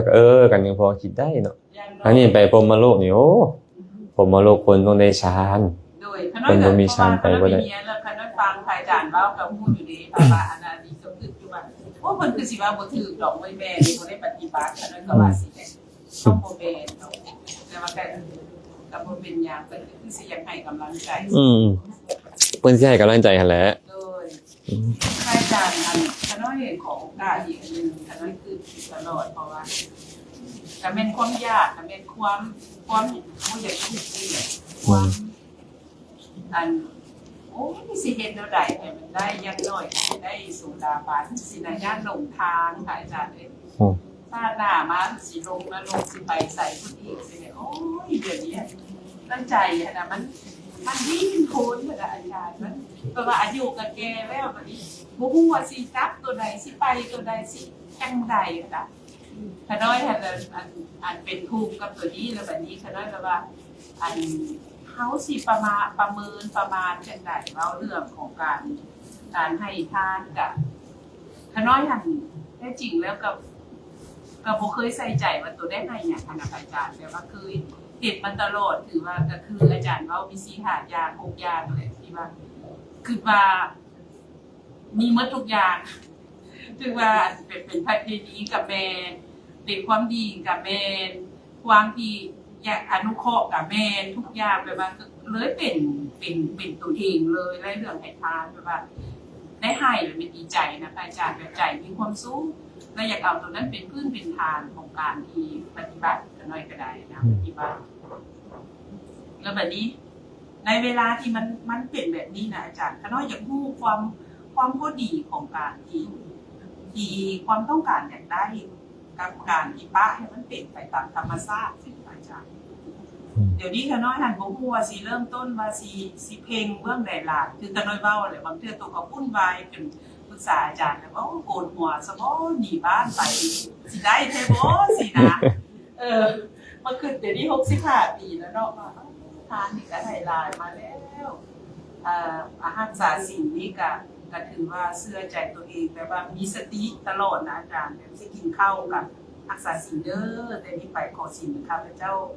อันนั้นสมบูรณ์เด้อเนาะรู้สึกมาบัดใดเป็น เป็นแบบนี้โลดนะขอว่ามีอย่างเกิดขึ้นในช่วงไต่กระยาขอให้อยู่ในมีศีลกันเลยกับมีย้ำลงบอกกระลงอาจารย์อะไรนี้แต่ว่าปฏิบัตินี่นะมันคือบ่ได้อาจารย์มันอยู่ซื่อๆแล้วขน้อยฟุ้งซ่านตลอดนั่งอยู่บัดไต่กระยาแล้วขน้อยบ่ฮู้ว่าขน้อยมันสิไปฮอดใส่ได้แท้เนาะขน้อยนะมันมีข้อกำหนดที่ว่ามันบ่ได้คือบ่ได้บ่อาจารย์หรือว่าจังได๋คือเฮาเห็น สงสัยเลย คือเฮาเห็นมาเนี่ย เลย คนมีอยู่4ประเภทบ่บางคนก็อุคติตัญญูแค่ฟังน้อยเดียวก็บรรลุมา เลย บางคนวิปจิตัญญูต้องอธิบายขยายความต้องค่อยบรรลุได้บางคนเป็นนัยยะต้องปฏิบัติแล้วปฏิบัติอีกก็จะค่อยบรรลุ เลย บางคนก็ปฐปรมะบ่มีโอกาสบรรลุแม่นบ่ เลย เขาเอิ้นว่าวิบากขวางกั้นวิบากขวางกั้นก็คือเขาปฏิสนธิด้วยจิตประเภทที่บ่แม่นติเหตุกะปฏิบัติแล้วได้มันก็บ่บรรลุแต่ต้องให้ใส่ใจอยู่แบบนี้ว่าการปฏิบัติของเขาบ่ให้ผลมันบรรลุหรือบ่บรรลุก็ตามมันบ่ให้ผลมันบ่บรรลุตอนนี้มันต้องบรรลุตอนใหม่บ่บรรลุชาตินี้คือชาติใหม่ต้องบรรลุเชิงบ่ได้บรรลุชาตินี้แต่ว่ามันเป็นปัจจัยแก่ชาติต่อไปแน่นอนเนาะการสั่งเฮ็ดโลดเฮ็ดได้ซำใดก็เฮ็ดแต่จะบ่ให้ฟุ้งซ่านเลยนี่คืออาจารย์เว้าเนี่ยเฮายังบ่แม่นพระอรหันต์ผู้ที่จะกำจัดความฟุ้งซ่านได้มีแต่พระอรหันต์ขนาดคนที่เขาได้ฌานออกจากฌานมาแล้วได้อารมณ์มาหลายฟุ้งซ่านคือกันตั้งแต่ว่าเขาปฏิบัติดีแล้วจนได้ฌานแล้วเวลาเขาอยากจะให้สงบเขาก็เฮ็ดได้คือพวกเฮานี่เฮายังบ่คันได้ฌานนี่เห็นบ่และการปฏิปทาในการปฏิบัติของเฮามันแม่นบ่แม่นปฏิบัติเพื่อให้ได้ฌานเพราะอุบายในการเจริญเฮามักจะพิจารณาให้รู้ทันนี่มันเป็นลักษณะของปัญญามันก็เลยบ่เป็นลักษณะของฌานมันก็ต้องฟุ้งซ่านแต่หน้าที่ของเฮาคือฟุ้งซ่านแล้วก็บ่ต้องไปเครียดบ่ต้องไปบ่พอใจเดี๋ยวนี้เฮาบ่พอใจเดี๋ยวนี้เบิ่งกันฟุ้งซ่านนี่ว่าเฮ้ยอะไรเพิ่นมาให้ตื่นซ่านมันตัวเองนั่งสมาธิแล้วฟุ้งซ่านนั่นน่ะอันนี้มันไปกันใหญ่ดิฟุ้งซ่านเฮาก็โอ้ฟุ้งซ่านจิตเฮาฟุ้งซ่านมันเป็นวิปัสสนาได้มาจิตตานุปัสสนาสติปัฏฐานเมื่อกี้จิตเฮาฟุ้งซ่านเนาะมันบ่แม่นเฮามันเป็นอาการของความฟุ้งซ่านที่มันต้องเป็นอยู่แล้วมันเกิดขึ้นตั้งอยู่มันก็แตกดับเป็นธรรมดาของมันตอนเฮาตอนนั้นมันก็เศร้าฟุ้งซ่านอันนี้เฮานี่บ่แม่นอยู่กันเฮาฟุ้งอ่ะฟุ้งไปเรื่อยๆเพิ่นก็คิดไปต่อแล้วนั่งตั้งโดนมันคือหมดเวลาไว้แท้นั่งคิดหมด2ชั่วโมงเลยนั่งคิดอย่างเดียวแบบนี้ก็มีฉะนั้นเนาะมันเป็นไปบ่ได้ที่เฮาจะบ่ฟุ้งซ่านแต่เฮาคือต้องฮู้มันว่ามันฟุ้งซ่านหั่นการปฏิบัติที่จะบ่อยากบรรลุมันบ่มีบ่สิปฏิบัติที่หยังครับบ่อยากบรรลุมันก็ต้องอยากบรรลุนั่นแหละแต่ว่าแค่อยากมันบ่พอมันต้องดำเนินไปอย่างถูกต้องนะความเป็นโสดาบันเป็นต้นนี่นะมันบ่ได้หมายความว่าต้องปฏิบัติเท่านั้นนะบางคนฟังอินทรีย์แก่ฮอดหรือฟังซื่อก็บรรลุได้เฮาก็บ่แน่ดอกตอนที่เฮาปฏิบัติก็ปฏิบัติไปเพื่อไปเสริมกำลังให้ปัญญาเฮาอาจจะได้ฟังปุ๊บบรรลุตอนฟังก็ได้เห็นบ่เมื่อเริ่มบรรลุตอนสนทนาเห็นบ่พระนาคเสนพระนาคเสนเถระไปกับอาจารย์ไกรเทศให้ไม่ออกฟังเพิ่นก็เทศไปเทศมาเทศไปเทศมาเพิ่นก็บรรลุธรรมไม่ออกผู้นั่งฟังก็บรรลุธรรมบรรลุทั้งสองฝ่ายแบบนี้ก็มีสินะมันบ่แน่นะมันบ่แน่แต่ว่าเฮาหน้าที่ของเฮาคือบ่เป็นหน้าที่บรรลุหน้าที่สั่งสมบรรลุบ่บรรลุก็ยากคือสั่งสมไปเนาะ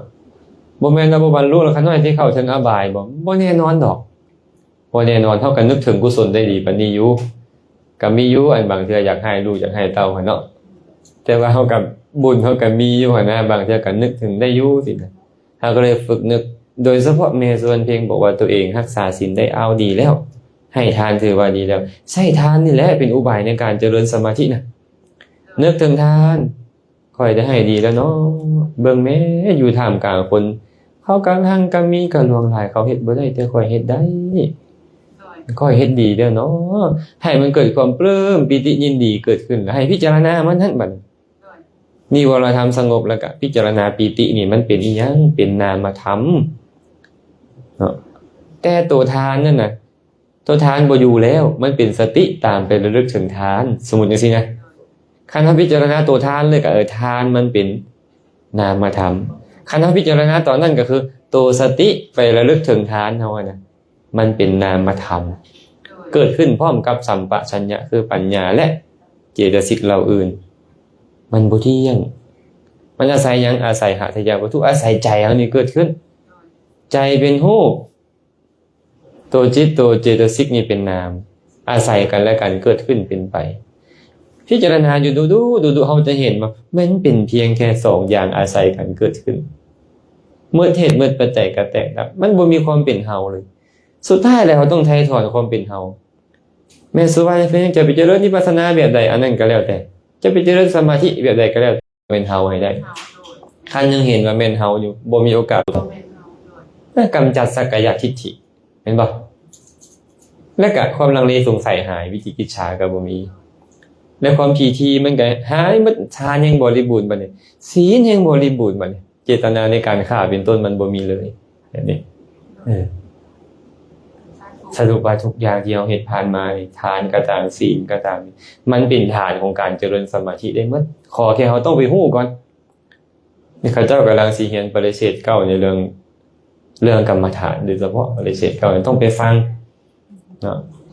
ฟังเพื่อบ่แม่นฟังจนว่าโอ้ยจื้อได้หมดบ่ว่าฟังสังสมเนาะบางทีเราไปประสบอารมณ์แบบนี้แล้วเราเอามาเป็นที่ตั้งของการเจริญวิปัสสนาได้กัน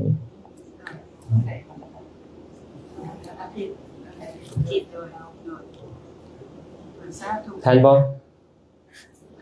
มีอย่างอีกบ่เ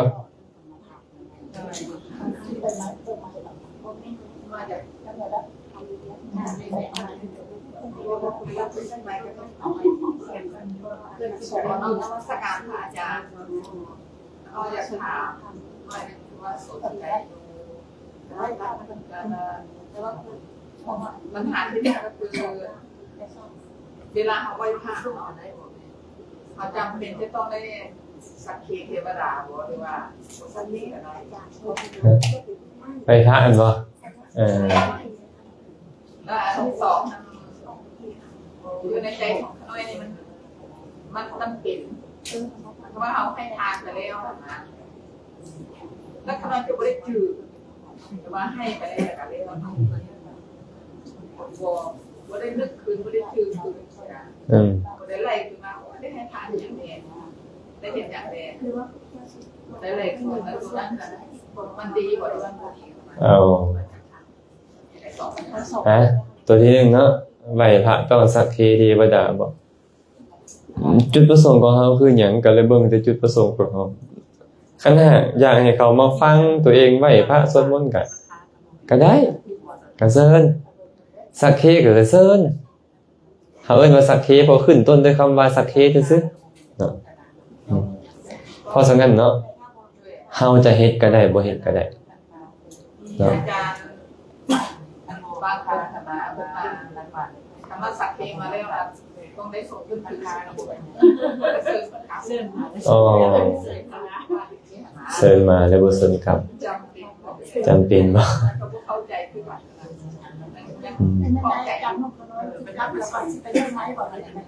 แล้วจังสินำไปก็สิเด้อบางทีหั่นน่ะเนาะคันเฮาให้เกียรตินั่นน่ะสมมุติเฮาให้เกียรติคนบางคนมาเฮือนสมมุติไม่ออกที่มีงานกุศลอยู่งานไม่ออก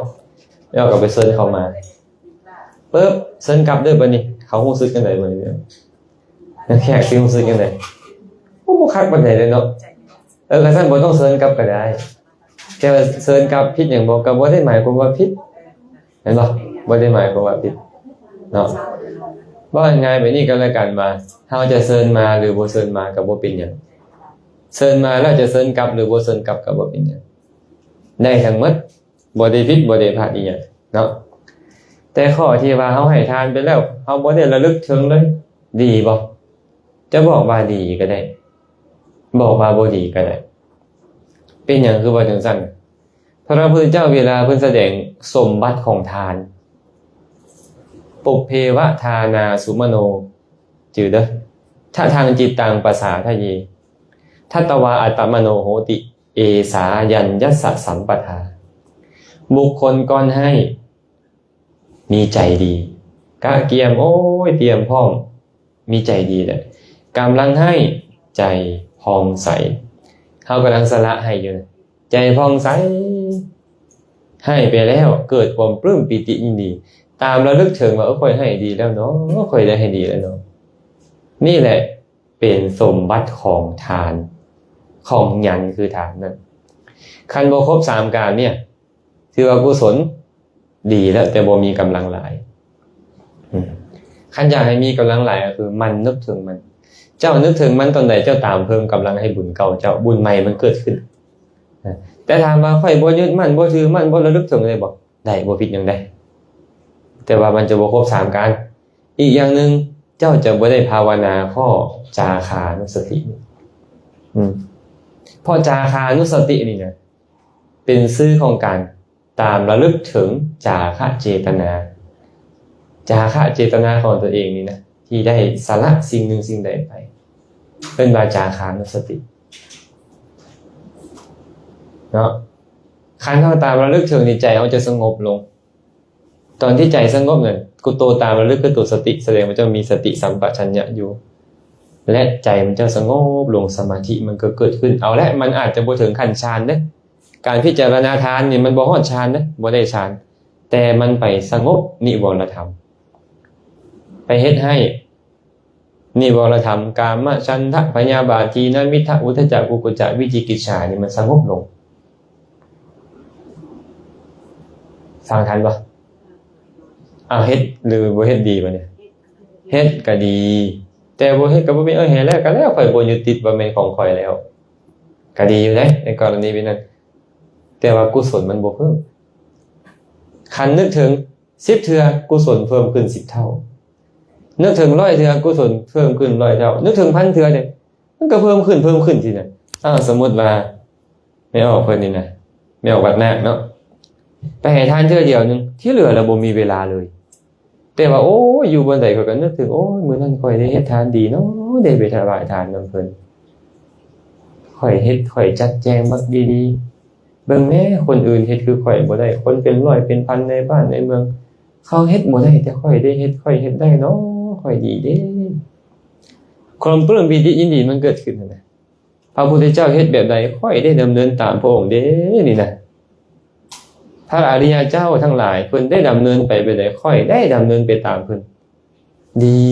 ความปลื้มปิติมันก็เกิดขึ้นนึกถึงดลเท่าใดบุญเกิดขึ้นหลายเท่านั้นตามใจเจ้าระลึกได้ครับ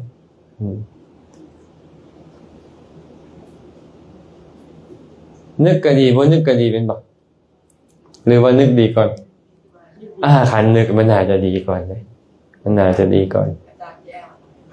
สาธุนี่อย่างเพิ่มบ่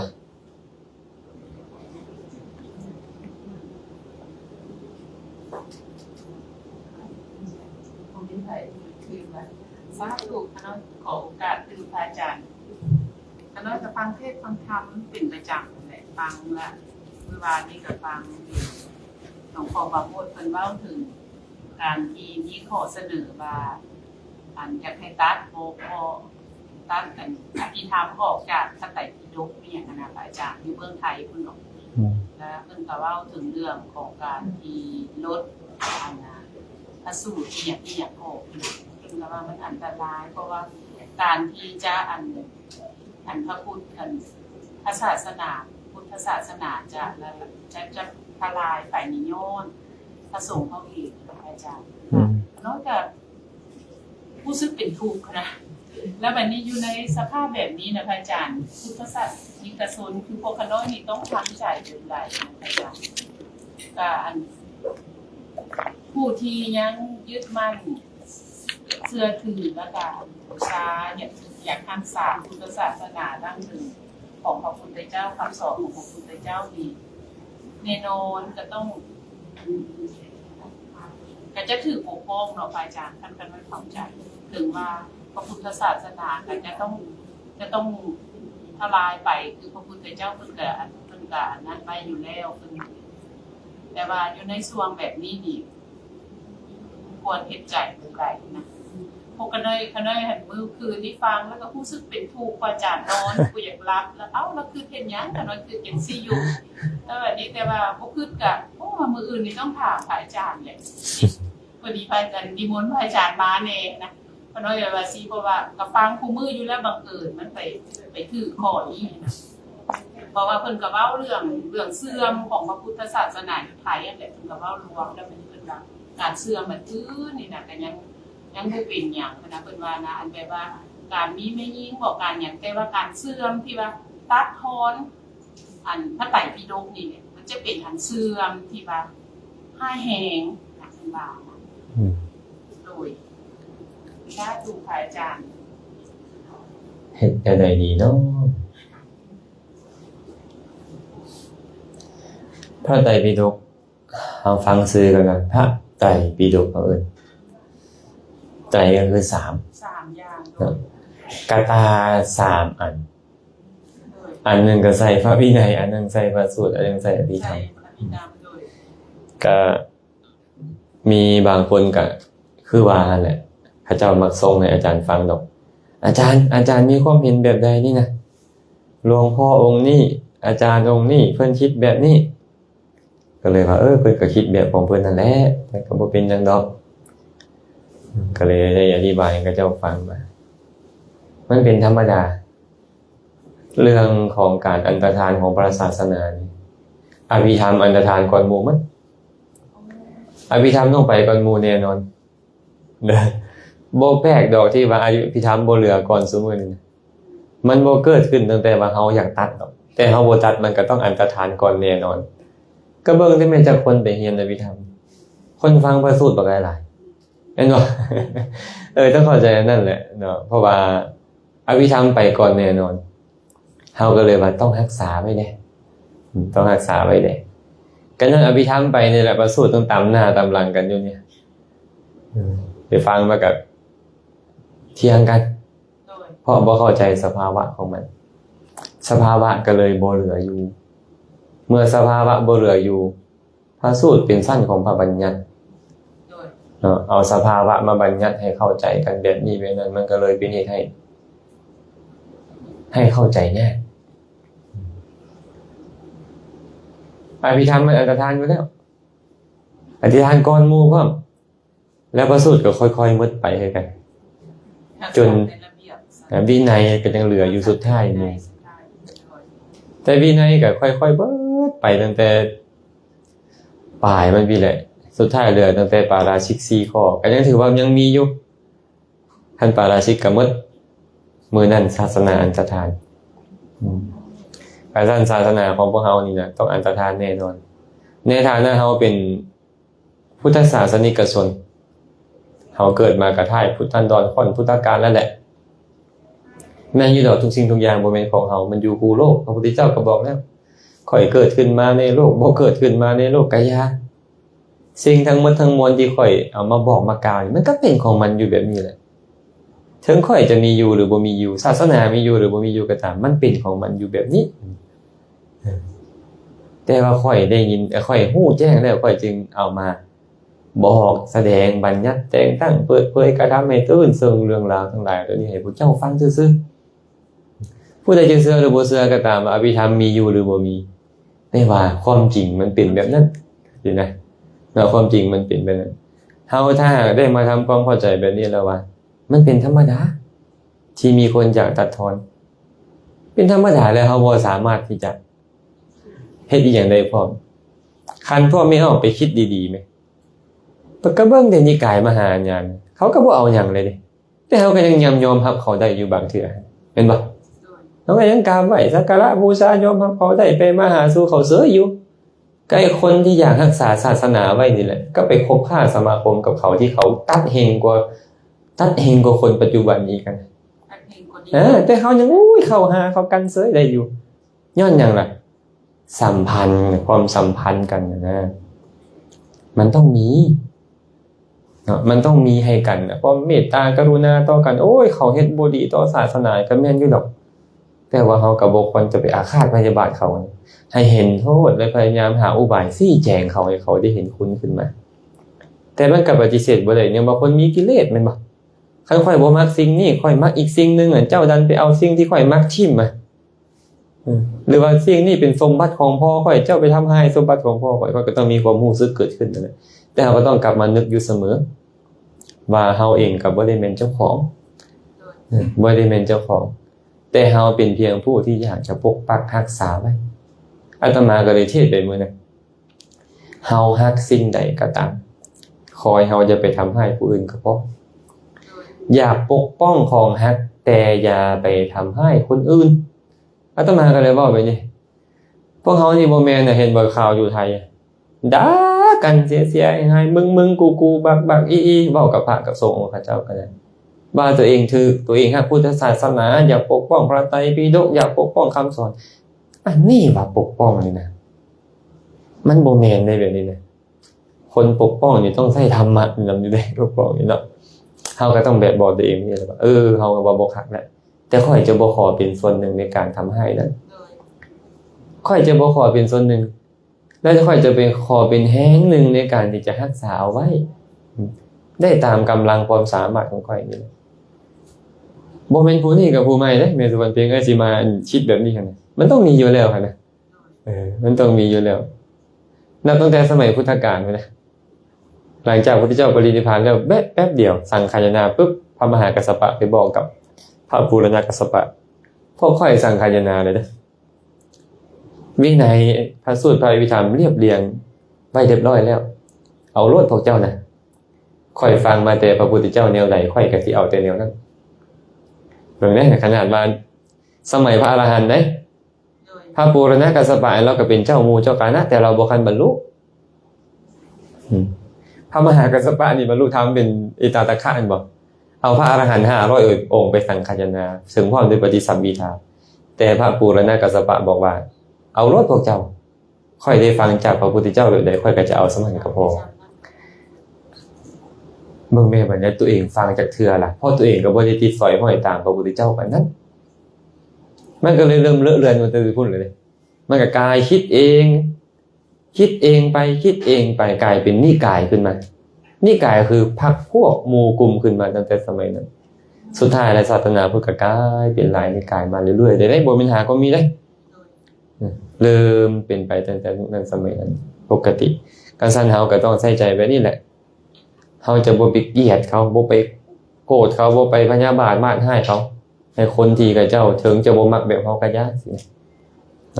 แต่ว่าเฮาจะชี้แจงเวลาที่เฮาควรชี้แจงให้เหตุให้ผลเขาเอานำก็เอาบ่เอานำแล้วก็ยากแต่จะสัมพันธ์ได้แม่ส่วนนี้เนาะเนาะเฮาฮักเกี่ยวกับเรื่องราวเหล่านี้เดี๋ยวเฮาก็จะไปทำให้คนอื่นสั่นเนาะสาธุอนุโมทนานำสาธุมีอื่นอีกบ่จังสิมีมื้อแลงอีกได้หนึ่งบ่นั่นเด้ล่ะเนาะข้าท่านก็น่าจะพอสมควรเนาะอนุโมทนาบุญนำมาสุขคนควรจะได้เวลาพอสมควรแล้วขออนุโมทนานำขอให้บุญนี้เป็นปัจจัยอำนวยอวยไสให้ทุกคนทุกท่าน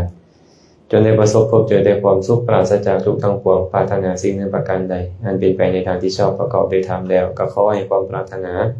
ของทุกคนทุกท่านจงสำเร็จโดยทั่วกันทุกท่านทุกคนเทอญ